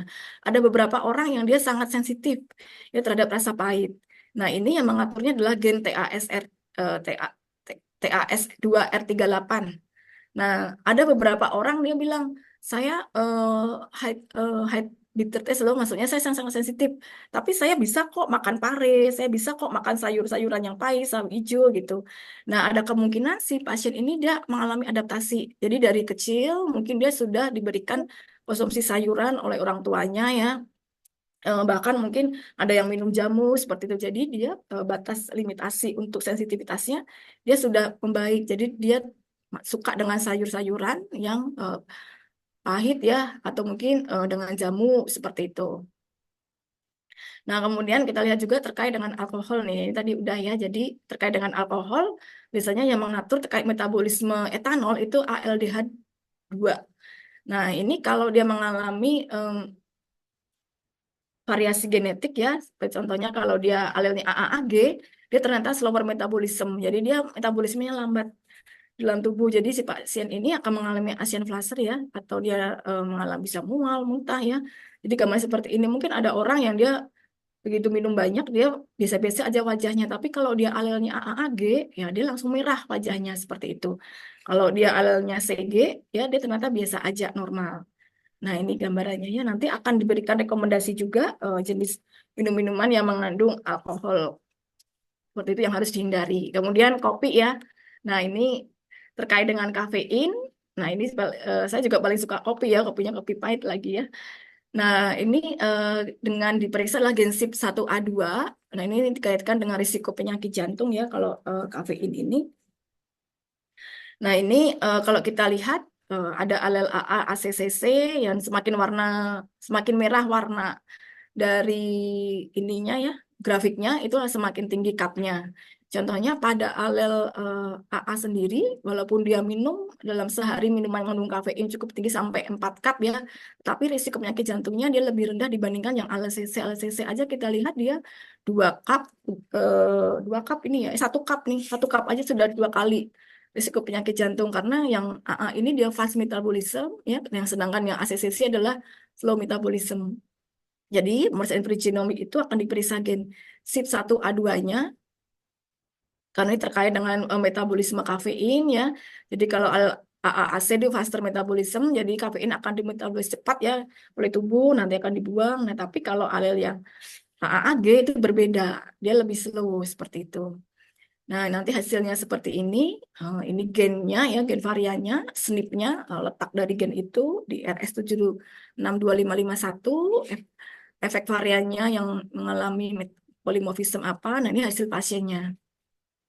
Nah, nanti akan diberikan juga jenis beberapa makanan yang mengandung kafein, karena kafein bukan hanya kopi ya, ada beberapa minuman ternyata ada kandungan kafeinnya. Jadi kan dihitung dia pamannya ini ya, saya termasuk ini nih, dia ya puji Tuhan ya, alhamdulillah saya masih bisa dalam sehari minum 4 cup ya, minuman yang mengandung kafein atau 400 mg per hari. Gitu. Jadi 400 mg itu sudah dihitung semua minuman yang mengandung kafein. Padahal kafein bukan hanya ada di kopi ya. Ada cola aja ada 5 mg per 100 mili ya. Iced tea aja juga ada seperti itu. Ini sudah harus dihitung dalam 1 hari ya. Karena ada beberapa orang yang memang dia suka kopi, suka mencium baunya harum. Tapi ternyata dia itu tidak bisa minum kopi banyak-banyak. Jadi ternyata dia slow metabolism, jadi dia dalam sehari hanya bisa 100 sampai 200. Tapi karena saking sukanya sama kopi, dia minum lebih. Nah, selama beberapa lama ternyata efeknya kurang baik buat tubuh dia. Jadi ada dampaknya dalam tubuhnya kalau dia nekat seperti itu. Nah, ini mungkin lebih jelas ya terangnya. Jadi ada batas kafein yang harus dikonsumsi dan bukan hanya di kopi ya, seperti itu. Nah, terkait dengan vitamin D, nah tadi sudah disebutkan juga ya, metabolisme vitamin D itu juga diatur oleh beberapa gen. Dari 7-dehidrokolesterol di bawah kulit kita, dia akan diubah oleh paparan UVB. Nah, ini kemudian itu pun ada gennya ya, ada gen 7-DHC. Ini yang membantu metabolismenya. Kemudian akan dibawa ke hati, ke ginjal untuk dibawa menjadi bentuk aktifnya. Ini pun ada gen yang mempengaruhi, ini ada SIP2R1 ya, kemudian di sini juga ada SIP24A1, ada SIP27B1. Nah, apabila si gen-gen ini mengalami polimorfisme, tentu saja akan memberikan dampak yang berbeda seperti itu. Ini gambarannya, contohnya yang diperiksa adalah gen SIP2R1 ya, genotype di RS107415657. Ternyata kalau dia alelnya GG atau GA mempunyai risiko ke arah vitamin D insufisiensi sebanyak atau setinggi 367% ya, dibandingkan alelnya AA. Begitu juga yang di genotype nih. Karena kalau di alelnya GG, risiko untuk mengalami insufisiensi vitamin D itu sampai 58%. Nah, ini bagaimana ya? Mungkin sini si dokter gizinya akan melihat kalau dia alelnya GG dan GA itu akan dicek kondisi saat ini. Si pasien akan disuruh periksa vitamin D-nya sekarang. Sekarang kamu berapa nih vitamin D-nya? Kalau vitamin D-nya sekarang dia rendah, pasti akan diberikan suplementasi. Seperti itu. Suplementasinya pun akan berbeda dengan yang alelnya TTTG atau yang dengan AA ini. Ya mungkin kalau si AA ini atau TTG dia ya 1000-2000 per hari, tapi mungkin ya GGA ini mungkin dia sampai 5000 per hari ya. Dan itu tetap harus dipantau ya. Konsumsi vitamin D itu harus dipantau 3-6 bulan kemudian. Karena harus dilihat metabolismenya seperti apa. Seperti itu. Nah, kemudian terkait dengan gluten. Nah, ini terkait dengan gluten pun ada beberapa faktor genetik yang mempengaruhi ini. Contohnya metabolisme terkait HLA-DQ 2,5 ya. Ini terkait dengan gluten intolerance. Jadi bila mengkonsumsi gluten, si individu yang meningkatkan risiko ke arah celiac disease. Jadi nanti akan rekomendasi untuk menghindari makanan-makanan yang mengandung gluten seperti itu. Nah, ini gambarannya. Ini ada beberapa gen yang diperiksa ya, selain HLA-DQ-A1, kemudian ada HLA-DQ2, ini beberapa gen terkait dengan terjadinya celiac disease terkait dengan gluten intolerance. Dan di Prodia pun untuk pemeriksaan celiac disease langsung ya, itu yang saat ini pun kita juga ada. Nah, nanti akan diberikan rekomendasi beberapa makanan yang untuk menghindari terkait dengan kandungan-kandungan gluten ini. Nah, kemudian terkait dengan laktos, karena paling banyak itu biasanya laktos ya, kafein, kemudian juga tadi gluten seperti itu ya. Jadi untuk laktos pun ada beberapa gen pengaruhi, salah satunya adalah gen MCM6. Karena gen ini merupakan gen yang berhubungan yang menyandi enzim laktase, yaitu LCT yang bertugas untuk memecah laktosa. Jadi kalau alelnya dia CCCT, si individu tersebut mengalami laktos intoleran. Jadi dia harus menghindari semua makanan yang mengandung laktos ya. Dan ini nanti akan diberikan meal plan-nya, apa saja yang harus dihindari seperti itu. Ini gambarannya ternyata varian yang polimorfisme itu G dan ternyata dia GG ya, si pasien ini yang tentu saja dia untuk tendensi genotipnya adalah laktos intoleran. Jadi dia harus menghindari makanan yang mengandung intoleransi. Kemudian sodium juga ini terkait dengan sodium. Ini gen yang berpengaruh terhadap metabolisme adalah AGT dan ACE, di mana AGT sendiri gen yang menyandi protein yang bertugas mengatur keseimbangan sodium dan air, sehingga bisa menjaga tekanan darah. Jadi kalau dia mengalami polimorfisme, dia bisa mengalami sodium intoleran dan cenderung mengalami kenaikan tekanan darah ketika mengonsumsi sodium. Nah, tetapi tidak semua orang itu sama. Mungkin dia mengalami intoleran sodium. Ada yang mungkin dia baru makan asin sedikit ya, berapa miligram, dia sudah langsung tinggi. Tapi ada juga yang dia mungkin 10-20 dalam sehari ya dihitung itu dia masih tidak mengalami intoleransi ya, tidak mengalami efek kenaikan tekanan darah. Nah, untuk mengetahui seberapa banyak sih garam yang saya harus hindari, nah itu bisa dengan pemeriksaan nutrigenomik seperti itu. Nah, nanti akan diberikan penilaiannya oleh dokter gizi kami. Nah, kemudian terkait dengan nafsu makan ya, individual eating motivasi. Nah, ini ternyata ada gen yang berpengaruh juga. Jadi nggak bisa disalahkan juga ya kalau ada orang sudah makan pengen makan lagi ya, pengen ngemil, pengen itu, paling lihat makanan bermacam-macam seperti itu. Jadi memang ternyata ada kenikmatan khusus terhadap makanan manis dan berlemak yang berhubungan dengan aktivasi dopamin di otak, dan ini ternyata bisa menyebabkan kecanduan makanan sehingga si pasien itu mudah terjadi obes ya dengan individu varian tertentu. Nah, ini gambarannya beberapa gen yang berpengaruh seperti gen DRD2 ya, berhubungan respon otak terhadap mengunyah makanan yang masuk ke mulut, ada kecenderungan untuk banyak makan ya, baik makanan manis maupun berlemak, jadi dia berisiko obesitas. Kemudian ada juga gen SLC2A2, ini juga protein yang menyandi berperan sebagai sensor glukosa di otak, ini juga untuk menjaga keseimbangan gula, tapi kalau variasi di RS5-400T-nya ini meningkatkan nafsu terhadap makanan manis. Jadi si pasien ini harus berhati-hati terhadap resiko diabetes. Nah, ini gambarannya ya, kalau dia alelnya TTTC, ternyata individu ini pembawa gen yang cenderung doyan makan apapun, baik manis maupun berlemak. Jadi pasien ini harus akan di warning ya, hati-hati terhadap risiko obesitas, diabetes ya, dan penyakit metabolik lain. Kemudian ada juga yang ahlnya TTTC dan ininya CC itu kecenderungan untuk makan apa saja ya, omnivora, lebih dari omnivora seperti itu. Nah, yang idola mungkin yang alatnya CC. Kalau CC ini individu ini membawa gen yang umumnya tidak memiliki kecenderungan untuk makan berlebih.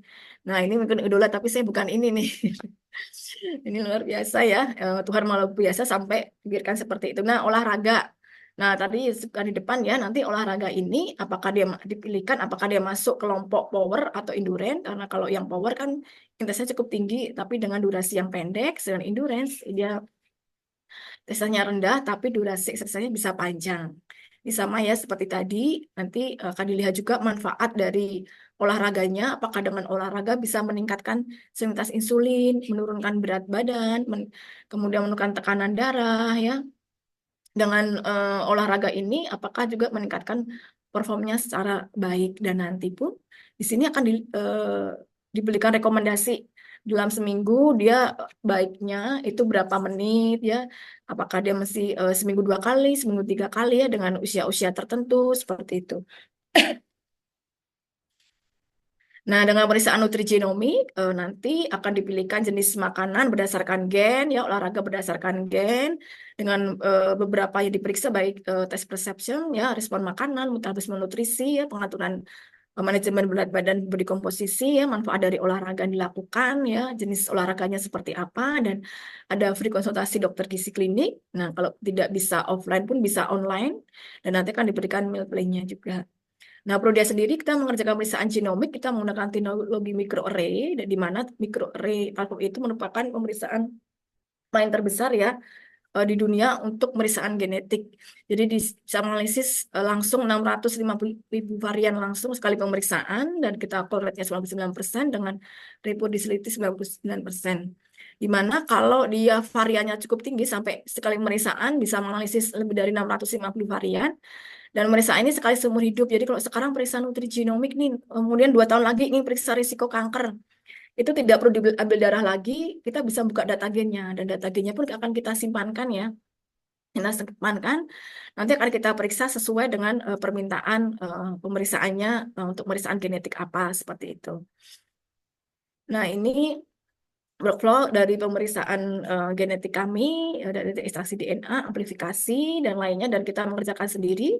Karena kita mengerjakan sendiri, jadi hasilnya cukup cepat. Kita mengerjakannya setiap hari Senin, setiap minggu, dan itu 9 hari kerja ya, 9 hari kerja sudah selesai, jadi tidak menunggu sampai berhari-hari. Untuk pemeriksaan genomik di Prodia, sampelnya cukup mudah dari sampel darah, tidak memerlukan persiapan khusus, bisa diambil darah kapan saja, jadi bisa pagi, siang, sore, kapanpun. Dan untuk pemeriksaan genomik, ya selain mendapatkan free konsultasi dokter sesuai dengan pemeriksaannya, dan data gennya pun aman ya. Nah, kita simpankan sesuai dengan ISO 27001, dan ini pun untuk pemeriksaan genomik ya, dulu itu Prodia juga tidak mudah ya, karena izin untuk melakukan pemeriksaan genomik itu juga tidak cepat dan tidak mudah, jadi melalui beberapa ujian dan segala macam, dan kita pun sudah harus CEPI di Indonesia pun baru Prodia yang memiliki standarisasi College American Pathologist seperti itu. Ini salah satu syarat kenapa Prodia bisa melakukan pemeriksaan genomik ini.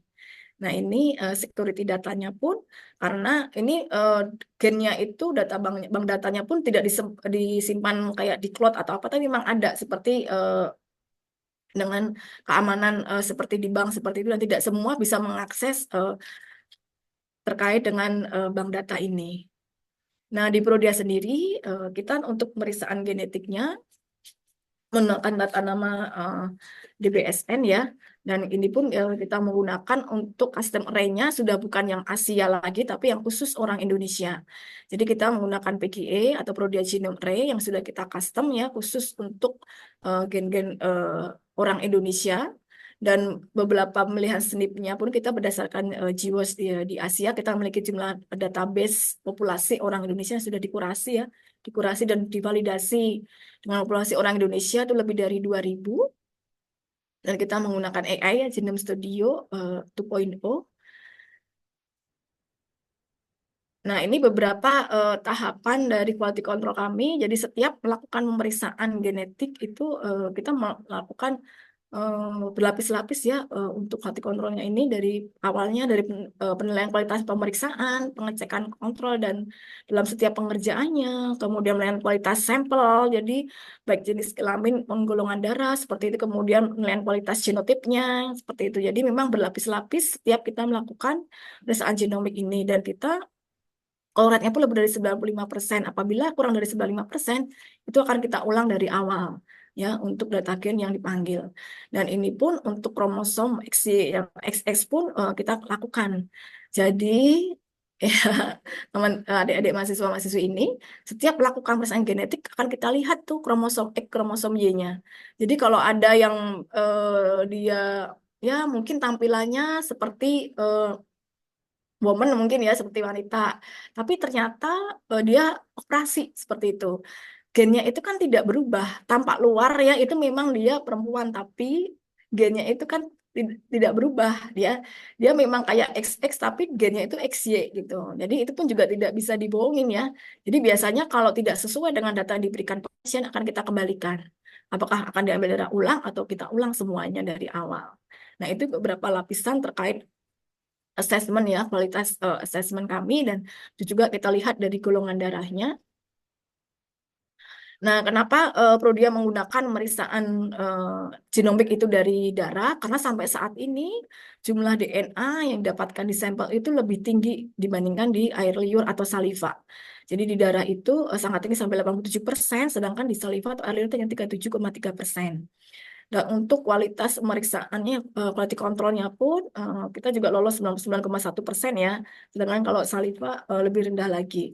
Dan pengambilan sampelnya pun kalau dari darah itu kan memang oleh petugas yang berkompeten dengan plebotomis yang berkompeten yang selalu melakukan pelatihan secara bertahap. Tapi kalau air liur atau saliva kan si pasien melakukan sendiri ya, dan itu risiko rusak atau tercemar itu cukup tinggi gitu. Jadi kalau dengan pemeriksaan darah itu risiko untuk tercemar maupun ada kesalahan itu sangat rendah. Nah, ini berapa jurnal, sebenarnya banyak sekali jurnal terkait dengan lebih banyaknya sampel darah terkait dengan DNA yang diperiksa ya dibandingkan dari saliva. Nah, ini mungkin sedikit slide akhir saya ya, gambarannya terkait dengan nutrigenomik itu Pak, aplikasinya bagaimana ya? Tadi sebenarnya sudah disonding oleh Mas Aji juga ya. Jadi mungkin ada beberapa orang yang dia udah makan sedikit tapi kok tetap gemuk ya gitu. Atau juga yang makannya banyak tapi kok tetap langsing ya, ini mesti idola ya. Atau mungkin orang gemuk apakah harus makannya juga harus sayuran terus seperti itu. Boleh, dia nggak boleh makan ya tinggi karbo dikit lah gitu. Nah, itu bisa dipilihkan dengan nutrigenomik, dilihat dari gennya. Begitu juga ini gambarannya ya, mungkin ini kembar sama-sama dia melakukan aktivitasnya sama, makannya sama, janjian yuk kita makan sehari sepiring nasi. Setelah 3 bulan kemudian yang satunya dia bisa langsing kok satunya tetap gemuk ya gitu. Nah, untuk mengetahuinya dan pemilihan jenis makanannya, dietnya itu bisa dilihat dengan pemeriksaan nutrigenomik ini. Atau mungkin sudah banyak yang mencoba diet ya, OCD, ya, low carbo, diet mayo, ketogenik, paleo. Nah, tadi sebutkan juga Mas Aji ya, bahwa itu setiap orang itu tidak sama. Jadi one size does not fit all. Jadi ternyata sudah mau coba semua tapi nggak bisa. Nah, apakah dengan diet lain atau seberapa ketat dietnya? Nah, itu bisa dengan pemeriksaan nutrigenomik diketahui. Jadi dengan nutrigenomik ini diketahui ya diet yang sesuai ya, kemudian bisa melihat bagaimana makanan yang kita konsumsi dapat mengaruhi ya bagaimana gen kita bekerja, bagaimana hal itu berdampak pada kesehatan tubuh kita. Dengan genomik akan dipilihkan mengatur makanan berdasarkan gen itu juga olahraganya. Nah, ini sebenarnya sama yang menerangkan tadi, mungkin dia sudah diet, sudah menghindari alkohol, mengurangi alkohol, sudah aktivitas fisik, makan sayuran udah ya, rokok saya sudah enggak, garam sudah dikurangi, tapi kok saya masih seperti ini ya. Nah, untuk mengetahuinya bisa dengan genomik, seberapa banyak sih garam yang harus saya konsumsi. Mungkin saya sudah menghindari, tapi ternyata dikurangi lagi nih. Nah, sayuran seberapa banyak saya harus konsumsi, jenis sayurannya apa gitu kan. Olahraganya seperti apa, ternyata saya nggak sesuai nih olahraganya. Seberapa banyak dalam seminggu, berapa menit kita olahraganya sesuai apa, seperti itu. Kemudian gula maupun garam itu seberapa banyak yang harus kita konsumsi atau mungkin dengan karena itu dilihat dalam satu hari ya dari pagi sampai malam kita harus menghitungnya nanti bisa dengan konsultan gizi klinik ya atau nutrisionis atau dokter gizi nanti akan diberikan rekomendasinya seperti itu. Nah dengan olahraga nih ya gambarannya contohnya suami istri ya Bapak Andi dengan Ibu Sinta ya sama-sama jogging. Setelah 3 bulan kemudian kita lihat bapaknya bisa turun tapi ibunya kok masih seksi ya. Nah mungkin ibunya berbeda gayanya dengan bapaknya. Mungkin ibunya kalau ingin menurunkan berat badan dia bukan hanya jogging ya, bisa dengan senam, bisa dengan berenang ditambah jam olahraganya seperti itu atau mungkin dibarengin dengan diet. Nah itu bisa dilihat juga dengan di nutrigenomik. Nah, ini slide terakhir saya terkait dengan nutrigenomik 2.0 di Prodia sendiri bahwa sel nutrigenomik ini menganalisis lebih dari 170 varian gen, bisa melihat kesesuaian hasil kecenderungan fenotip yang lebih tepat, sehingga benefitnya itu membuat dokter menentukan rekomendasi pola makan dan olahraga itu lebih tepat untuk mencapai tujuan pengaturan lifestyle dan populasi frekuensinya pun menggunakan data lebih besar dan data yang digunakan adalah data Indonesia sehingga prediksi fenotip itu sesuai dengan populasi Indonesia bukan dengan sesuai populasi Asia pada umumnya atau mungkin Eropa seperti itu. Jadi pengelolaan gaya hidupnya lebih terarah sesuai karakteristik dari pasien-pasien Indonesia. Kemudian rekomendasinya pun kita sesuai dengan rekomendasi PDGKI ya, dokter-dokter gizi yang di Indonesia seperti itu.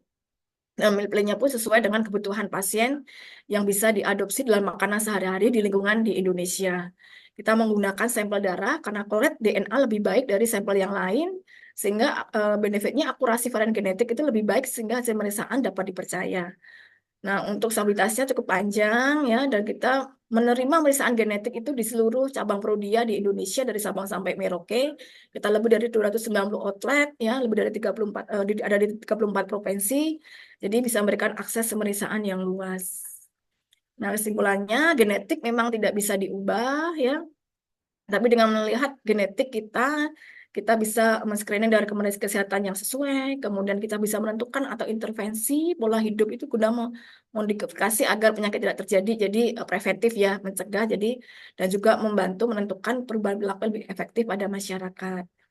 Nah, manfaatnya nutrigenomik cukup banyak ya, selain preventif ya, bisa juga panduan menentukan nutrisi dan aktivitas yang sesuai ya, membantu promosi lebih baik, membantu peningkatan performa kesehatan kita dan mengetahui nutrisi secara personal dan juga bisa sebagai panduan untuk penurunan berat badan ya. Kalau ada program berat badan ya dengan nutrigenomik ini, pendekatan nutrigenomik ini akan memberikan hasil yang baik, tidak hanya sekedar berat badan turun, tapi juga kualitas kesehatannya terus diperbaiki. Kemudian juga bisa mengetahui kebutuhan nutrisi atau suplementasi yang secara personal. Seperti itu. Jadi itu mungkin sekian. Ini sebenarnya sama ya dengan Mas Aji tadi terkait dengan senjata ya kita punya ada triggernya ya dari senjata itu. Baik, terima kasih atas perhatiannya. Semoga bermanfaat. Ya. Sewaktu saya kembalikan kepada moderator. Baik, terima kasih Bu Indah atas sharingnya yang luar biasa. Kalau melihat berarti pengecekan ada banyak sekali ya Bu ya, karena memang tadi melihat dari ekspresinya itu banyak terkait dengan gizi. Sorry ini saya malah nggak kelihatan. Oke, nah di sini Bapak Ibu dan teman-teman yang hadir, sebenarnya tadi ada banyak yang menanyakan Bu, mungkin nanti kalau boleh recording ini Boleh. akan kita share dan juga nanti info yang nanti bisa di-share akan kita infokan ke teman-teman karena kalau di nutrition betul sekali jadi tren terkait sama ini ya gizi ya saat ini ya Bu ya. Ini ada pertanyaan Bu sama Pak Aji. Terima kasih Pak Aji masih standby, mohon maaf ini. Pertama dari Pak Solihin yang terkait sama ini pertanyaan untuk Bu Indah ya. Mohon perkenan infonya kalau pemeriksaan biaya berapa Bu? Bisa. Ya, untuk ini dijawab langsung ya, Pak. Monggo Bu, boleh. Ya, Nanti kalau di oke. spill-spill boleh promo ininya di info ke kami nanti kami share ke Pak Aji. Ya, terima kasih. Jadi, memang untuk pemeriksaan genomik ini ya, karena pemeriksaannya sekali seumur hidup dan hasilnya pun berlembar-lembar ya. Karena untuk nutrigenomik ini pun hasilnya sampai 81 lembar seperti itu. Dan di nutrigenomik akan diberikan free konsultasi dokter gizi klinik, begitu juga meal plan-nya ya. Makanannya pagi, siang, sore bagaimana, seperti itu, dan juga olahraganya. Itu untuk nutrigenomik biayanya kurang lebih 8.500.000 seperti itu. Dan di bulan Mei ini kita ada promo ya, buy one get one seperti itu. Jadi periksa nutrigenomik nanti akan diberikan free satu pemeriksaan genomik yang lainnya. Atau mungkin kalau tidak ingin buy one get one nanti bisa memilih diskon 30% sampai tanggal 10 Mei ya. Seperti itu. Itu dan ini pun Baik, pemeriksaannya mungkin mungkin nanti boleh di-share ah, infonya Bu boleh ya. boleh iya. Kalaupun nggak bisa datang ke Prodia, kita pun melayani home service ya, pengambilan darah ke rumah, ke kampus atau ke kantor Oh, seperti itu dan itu free. siap. Semua kota, Semua kota, seluruh Indonesia kita nasional karena kita semua baru kota. ada Baik. hari ulang tahun Prodia di 7 Mei, Bapak. Kemarin jadinya ada promo besar-besaran di Oh Prodia. iya karena lagi ada ini ya Ya, perayaan ulang tahun ya. benar. Baik. Siap, terima kasih Bu Indah. Mohon izin ada pertanyaan buat Pak Aji. Yang pertama, usia berapa idealnya menguji variasi genom untuk sedini mungkin terkait pemilihan diet? Karena kalau melihat tadi sebenarnya tidak hanya pemilihan diet ya, Pak Aji, tadi ada banyak manfaat lainnya, tapi ditanya minimum usia berapa. Terus yang kedua, selain faktor genetik kan ada faktor lain seperti lingkungan gaya hidup. Kira-kira seberapa jauh hasil tes genomik dalam memprediksi respon individu terkait faktor-faktor yang tadi. Monggo Pak Aji.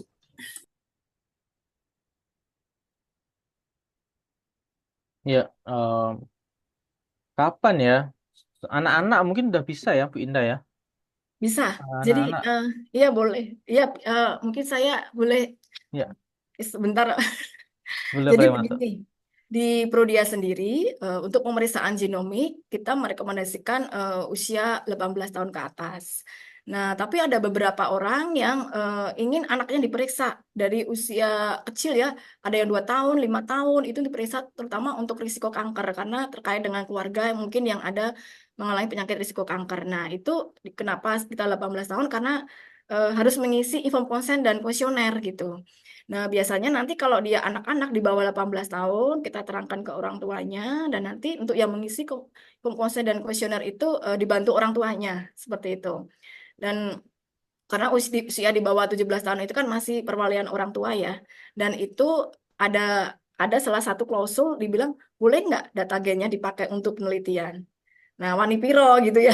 Hmm. Nah, kalau memang ada dicentang tidak mau, tidak boleh, ya kita tidak pakai data untuk penelitian atau mungkin karena banyak ya permintaan seperti itu dari Kemenkes seperti itu kan mereka butuh data gen orang Indonesia karena sebenarnya di Asia udah banyak yang punya ya Singapura, Vietnam, Jepang, Korea itu mereka tuh punya data khusus seperti itu dan itu pun sudah dipublish juga ya seperti itu. Artinya kan harus menggunakan kesediaan yang punya data ya Bu ya Iya untuk bisa benar itu dipakai. harus izin gitu izin. Itu harus izin. Itu Baik, ada di terima pada kasih. saat periksa Untuk genomik di awal itu sudah kita berikan di konsulnya inform konsennya. form consent Ya ya. itu makanya iya makanya kan untuk Masih anak-anak di bawah 10 tahun atau 5 tahun, 2 tahun itu kan juga nggak bisa membaca ya, nggak bisa ngisi kuesioner, jadi memang harus diwakilkan orang tua gitu. Dan banyak terkait dengan gizi, itu banyak dokter gizi pun info kalau lihat orang tuanya dari riwayat penyakit atau obes, biasanya mereka, wah sebaiknya dari awal dia diperiksa nih nutrigenomiknya, diarahkan makanannya gitu kan. Kalau melihat gen-gennya ternyata dia risiko diabetes atau risiko obes dari awal, dia bisa nih diarahkan jenis makanannya yang sesuai seperti itu. Tapi ada beberapa, yaitu ini mungkin saya buka aja karena ini kan adik-adik mahasiswa ya. Jadi ada beberapa klinisi, ada beberapa dokter itu dia nggak mau gitu. Ada yang tidak tidak apa sih tidak sependapat kalau dari bayi atau dari kecil di bawah 2 tahun itu sudah diatur makanannya, karena jadi si anak ini atau si bayi ini tidak ada adaptasi atau pengembangan dari rasa makanan dan lain-lain gitu. Ada beberapa pendapat seperti itu gitu. Ada beberapa dokter internis pendapat seperti itu. Tapi kalau dokter gizi beda, pendapatnya akan berbeda pasti seperti itu. Yaitu diserahkan kembali kepada individu atau pasiennya ya, dan juga klinisinya seperti itu. Baik, terima kasih Bu Indah. Monggo Pak Haji yang kedua Pak Haji. Ya, yang kedua ya, selain faktor genetik itu bukan lingkungan. Gaya hidup ini bisa physical activity dan juga diet ya. Yang tanya tadi siapa namanya? Maya. Nah, seberapa jauh hasil tes genomik dapat memprediksi respon individu terhadap diet tertentu jika faktor lingkungan dan gaya hidup berubah seiring waktu. Jadi kalau misalkan kita ingin melihat efeknya, ya kita harus melakukan perubahan dulu ya. Perubahan kebiasaan kita, baik dari makanan ataupun aktivitas fisik yang kita lakukan. Dan seberapa jauh itu akan merubah hasilnya, tentu kita bisa melihat dengan kita mendata data biokimia kita. Apakah kalau misalkan kita em, melakukan perubahan seperti ini, bagaimana buktinya kolesterol kita apakah terpantau atau tidak, seperti itu sih. Jadi kita melakukan check up juga setelah kita melakukan penerapan treatnya dan seperti itu biasanya sudah lumrah ya Bu Indah ya. Kalau kita Iya, ingin udah melihat banyak. setelah intervensi terus nanti kan kita cek lagi seperti itu. Nah, sebenarnya itu untuk sebagai membuktikan juga secara eh, data sebenarnya yang sudah kita lakukan perubahannya itu menghasilkan manfaat atau tidak atau seperti yang ngecek lah kebenarannya seperti apa.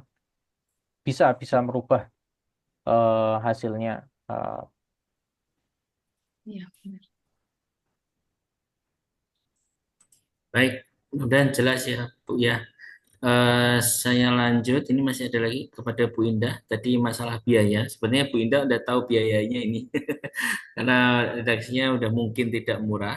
Nah, apakah ada semacam implementasi terkait nutrigenetik, nutrigenomik yang efektif dan efisien? Karena tingkat ekonomi ini kan bervariasi ya, Bu ya. Sehingga apakah ada pendekatan yang bisa dibilang bertahap pada fokus untuk kondisi sehat tertentu? Baik, terima kasih. Ini pertanyaan luar biasa nih ya dari dari Mbak Maya dan tadi dari Pak Solihin, dari Bapak Solihin nih. Terima kasih sama-sama ya Bapak Solihin. Jadi memang kalau mengingat biaya genomik memang tidak murah, tapi sebenarnya itu dilihat lagi ya. Kalau kita lihat lifestyle ya, healthy lifestyle ya Mas Aji, sebenarnya ya, mengarahnya kembali lagi ke sana gitu. Dan itu pun sebenarnya adik-adik mahasiswa bisa browsing Google ya, ChatGPT seperti itu. Jadi lifestyle seperti apa yang harus kita lakukan. Rata ya pasti itu tadi disebutkan juga Mas Adi ya, aktivitas fisik, tapi kan setiap orang kan berbeda aktivitas fisiknya, jadi tidak perlu ngoyo. Kemudian makanan gizi seimbang kayak piring makanku itu ya, kemudian hidrasi yang cukup ya, kemudian tidur yang cukup, istirahat cukup ya, mengolah stres dengan baik seperti itu. Jadi memang pada akhirnya apa sih namanya, kembali lagi ke healthy lifestyle seperti itu. Makanya kalau kita lihat ya, ini sebenarnya kalau orang zaman dulu itu kan kayaknya sehat-sehat, nggak banyak penyakit, umur panjang kayak gitu ya. Nah itu ya, kalau sekarang itu karena perkembangan teknologi ya, semakin bertambah tahun bertambah zaman, berbeda nih. Kita lihat banyak makanan junk food ya, di mall banyak makanan minuman yang natrium tinggi ya, manis gula tinggi ya, kemudian ada soda segala macam dan semua orang ingin mencoba atau kalau udah pengen banget sampai minum banyak seperti itu. Jadi sebenarnya sama aja ya, semua kembali lagi ke healthy lifestyle. Paling tidak kita tahu batasnya gitu, tidak berlebihan. Kalau tidak berlebihan sebenarnya bagus ya. Cuman kan setiap orang itu kan berbeda gennya. Kadang-kadang kan ada orang yang oh mungkin di sini juga tahu ya golongan darah gitu contohnya. Wah saya golongan darah A nggak boleh begini. Nah kalau gen itu berbeda. Kalau gen itu benar-benar diperiksa gennya. Mungkin sama-sama golongan darah A, kayak saya kan Oh, golongan ya. darah A.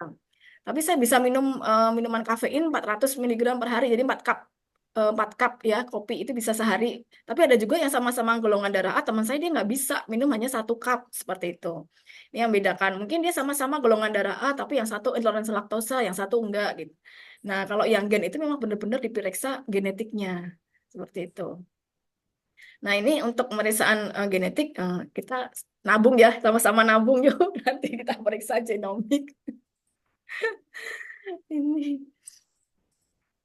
Baik, terima kasih Bu Indah. Ah, Bapak Ibu dan teman-teman, jika ada yang ditanyakan lagi, monggo.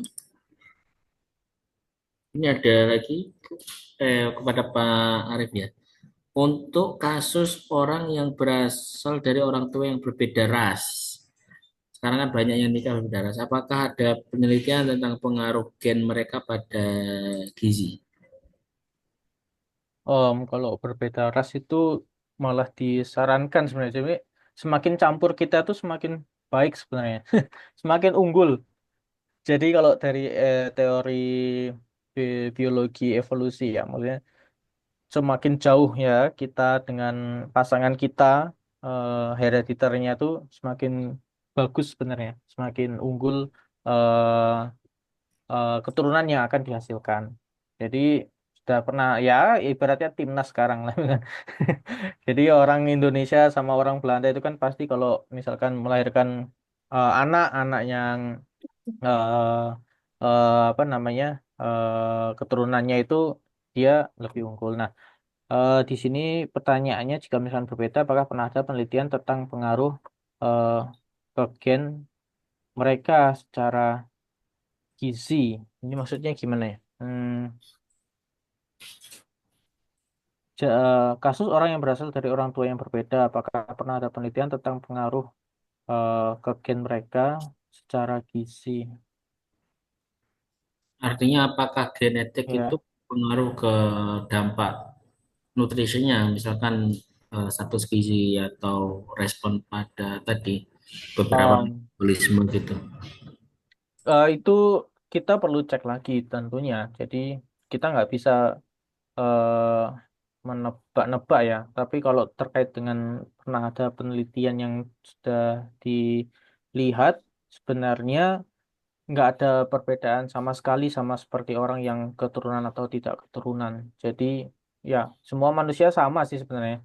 Namun yang membedakan tentunya si orang tuanya tadi, si laki-laki sama perempuan atau ayah ibunya itu dulu punya riwayat keluarga yang seperti apa sih yang bisa diturunkan ke anaknya seperti itu.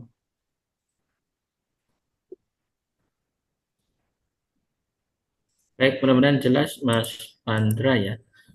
Nah, ini mungkin sedikit pertanyaan dari saya, Bu Indah, Pak Haji. Jadi kalau melihat dari tren sekarang itu kan seperti Prodia ya. Tadi ada yang menanyakan, oh ternyata Prodia ada pengecekan trigenomik. Itu menarik nih dari situ tuh, karena ternyata sebagian belum tahu. Dan saya yakin kayak Pak Haji ini banyak terlibat di sana, tapi belum tahu apakah pernah ngecek apa belum gitu ya. Saya sendiri belum ya, karena tadi relate sama pertanyaan-pertanyaan tadi. Nah, yang jadi pertanyaan begini, seberapa besar potensi terkait dengan apa namanya nutrigenetik, nutrigenomik pada peluang bisnis di bidang nutrition gitu.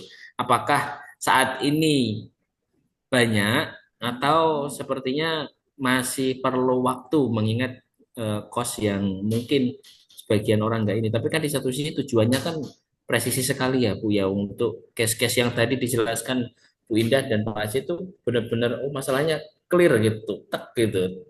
Tapi itu ada challenging di masalah biaya. Monggo, Bu Indah, Pak Haji.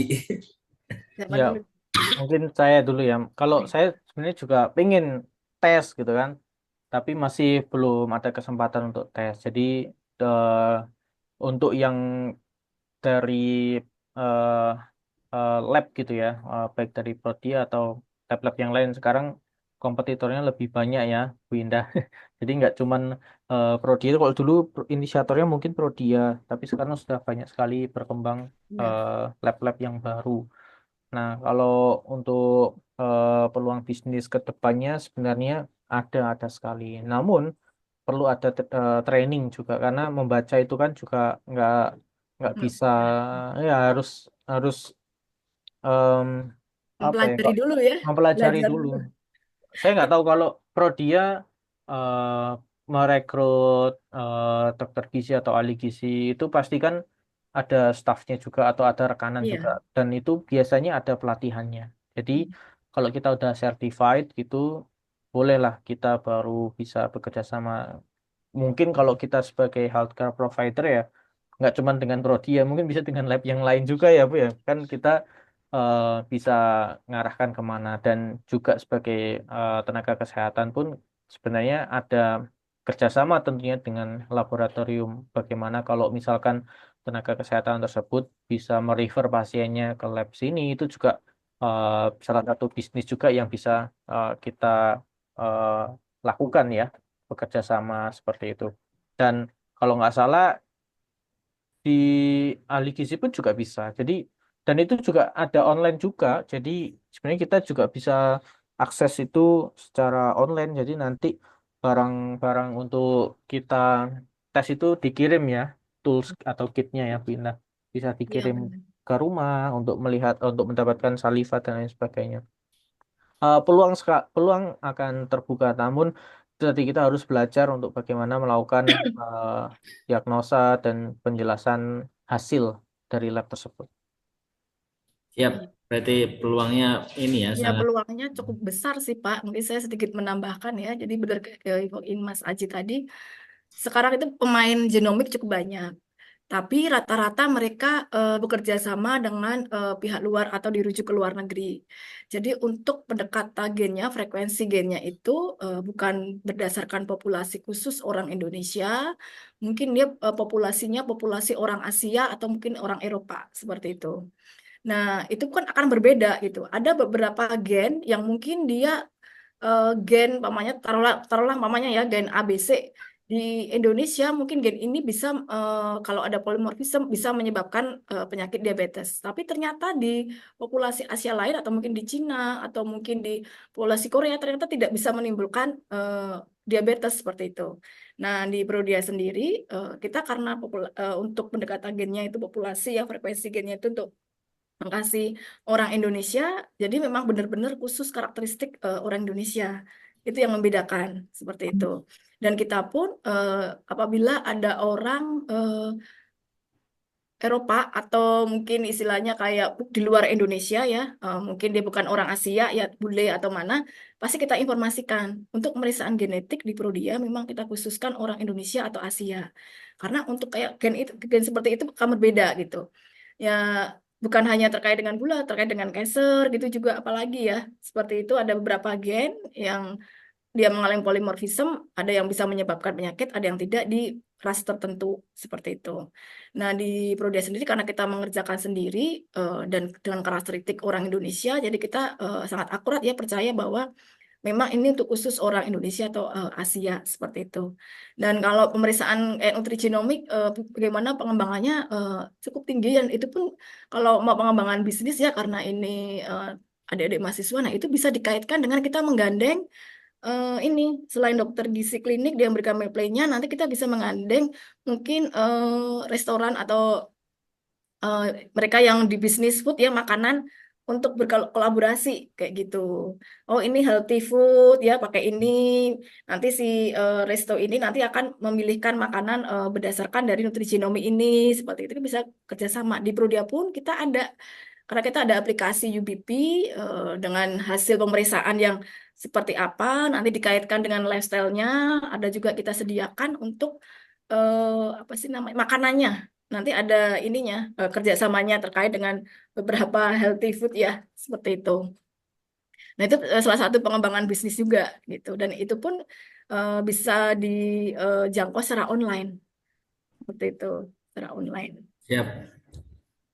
Baik, ini ada lagi dari Bu Yovita.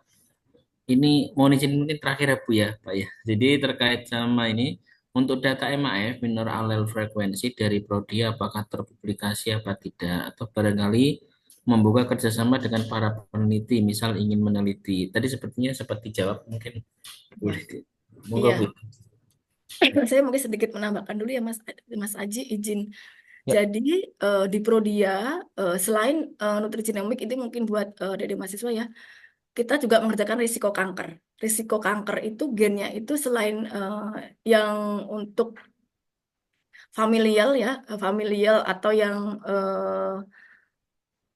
pasti namanya yang random itu ya, tapi kita ada juga yang herediter gitu kan, yang memang ada kelainan-kelainan tertentu yang dia jarang ya, rare disease lah istilahnya rare disease, dan kita bekerja sama dengan komunitas-komunitas rare disease seperti itu, terutama pada saat ada ulang tahun Prodia, kita juga ada pemeriksaan untuk mereka ya, gen-gen yang memang langka seperti itu. Jadi kalau yang nutrigenomik, oh iya kita sering berkolaborasi dengan dokter-dokter gizi dan di simpon-simpon nasional maupun internasional ya terkait dengan pemeriksaan nutrigenomik, nutrigenetik ini seperti itu. Nah ini saya pun juga ingin menambahkan jawaban saya untuk yang Ibu Maya nih ya, yang pendekatan bertahap fokus pada kondisi kesehatan tertentu terlebih dahulu apa saja ini maksudnya mungkin bisa juga terkait penyakit ya karena di Prodia sendiri ada pemeriksaan genetik untuk risiko kanker, risiko diabetes. Nah, kalau memang ada keluarganya yang menderita diabetes sampai komplikasi, nah apa salahnya periksa risiko diabetes? Oh, saya punya risiko tinggi diabetes nggak ya? Walaupun sekarang saya belum diabetes nih. Tapi saya kan punya risiko diabetes cukup tinggi. Nah, nanti ada saya rekomendasi apa yang harus dilakukan. Jangan sampai diabetesnya itu muncul seperti itu. Contohnya kayak saya pun kalau diperiksa CARIS risiko kanker, mungkin saya tinggi di risiko kanker payudara, tapi saya belum kena kanker nih gitu.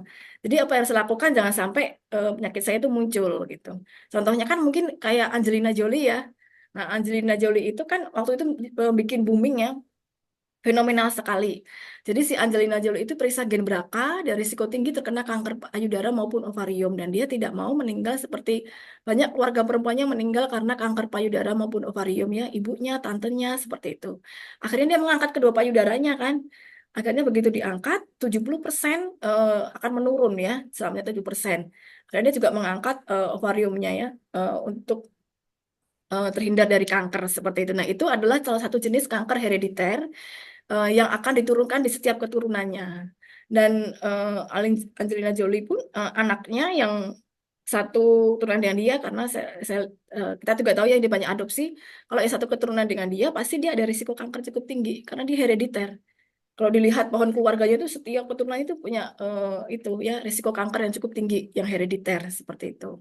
Nah, itu salah satu gambarannya ya terkait dengan genetik gitu. Itu mungkin tambahannya dari saya ya. Baik, terima kasih Bu. Mungkin Pak Haji, monggo Pak Haji jika ada tambahan untuk pertanyaan terakhir. cukup sih, Pak. Jelas ya. Ya. Baik, terima kasih sebelumnya Bapak Ibu dan teman-teman semua, Pak Haji, Bu Indah. Ya, Jujur saja sama-sama. saya dari tadi sangat excited mengikutin.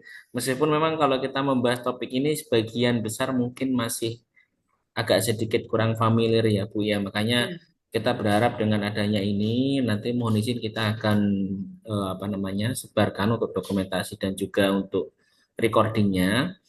Paling nanti jika berkenan ada semacam informasi dari Prodia, baik itu materi atau informasi terkait dengan pengecekannya, mungkin kami boleh diinfo Bu, nanti biar kami untuk sebarkan Ya. katakan. Karena untuk nutrigenetik itu bagian dari perkuliahan di gizi Bu. Jadi Hmm. nanti mungkin akan jadi salah satu alternatif untuk bahasanya apa ya, rujukan atau Iya, inilah benar. terkait untuk yang sudah Nanti melakukan. saya bisa berikan contoh hasilnya juga sih, Pak. Jadi kebetulan untuk nutrigenomik itu baru sebelumnya kan kita in English ya. Jadi baru di bulan Mei ini bisa in bahasa gitu. Jadi nanti Hmm. saya bisa berikan contoh-contoh hasil genomik di Prodia boleh gitu ya. Siap. Nanti mau izin saya BA Bu Dika untuk ini kan ya Bu ya, mau follow up. Iya, Radika ya. Ya, Iya. atau ya. Saya dari kemarin sama Bu Dika.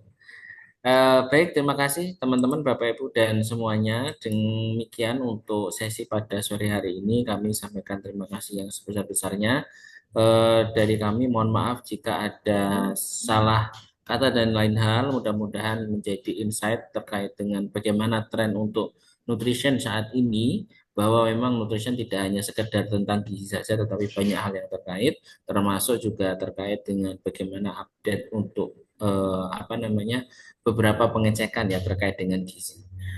Sekali lagi terima kasih Pak Aji, Bu Indah. Semoga sehat selalu. Amin, amin. Saya tutup pada sore hari ini. Nanti dokumentasi saya akan kirimkan. Baik. Terima kasih. Selamat sore semuanya. Assalamualaikum warahmatullahi wabarakatuh. Ya, selamat sore. Terima kasih. Terima Semoga kasih. bermanfaat Dan ya. terima Sehat-sehat kasih. semuanya. Ya,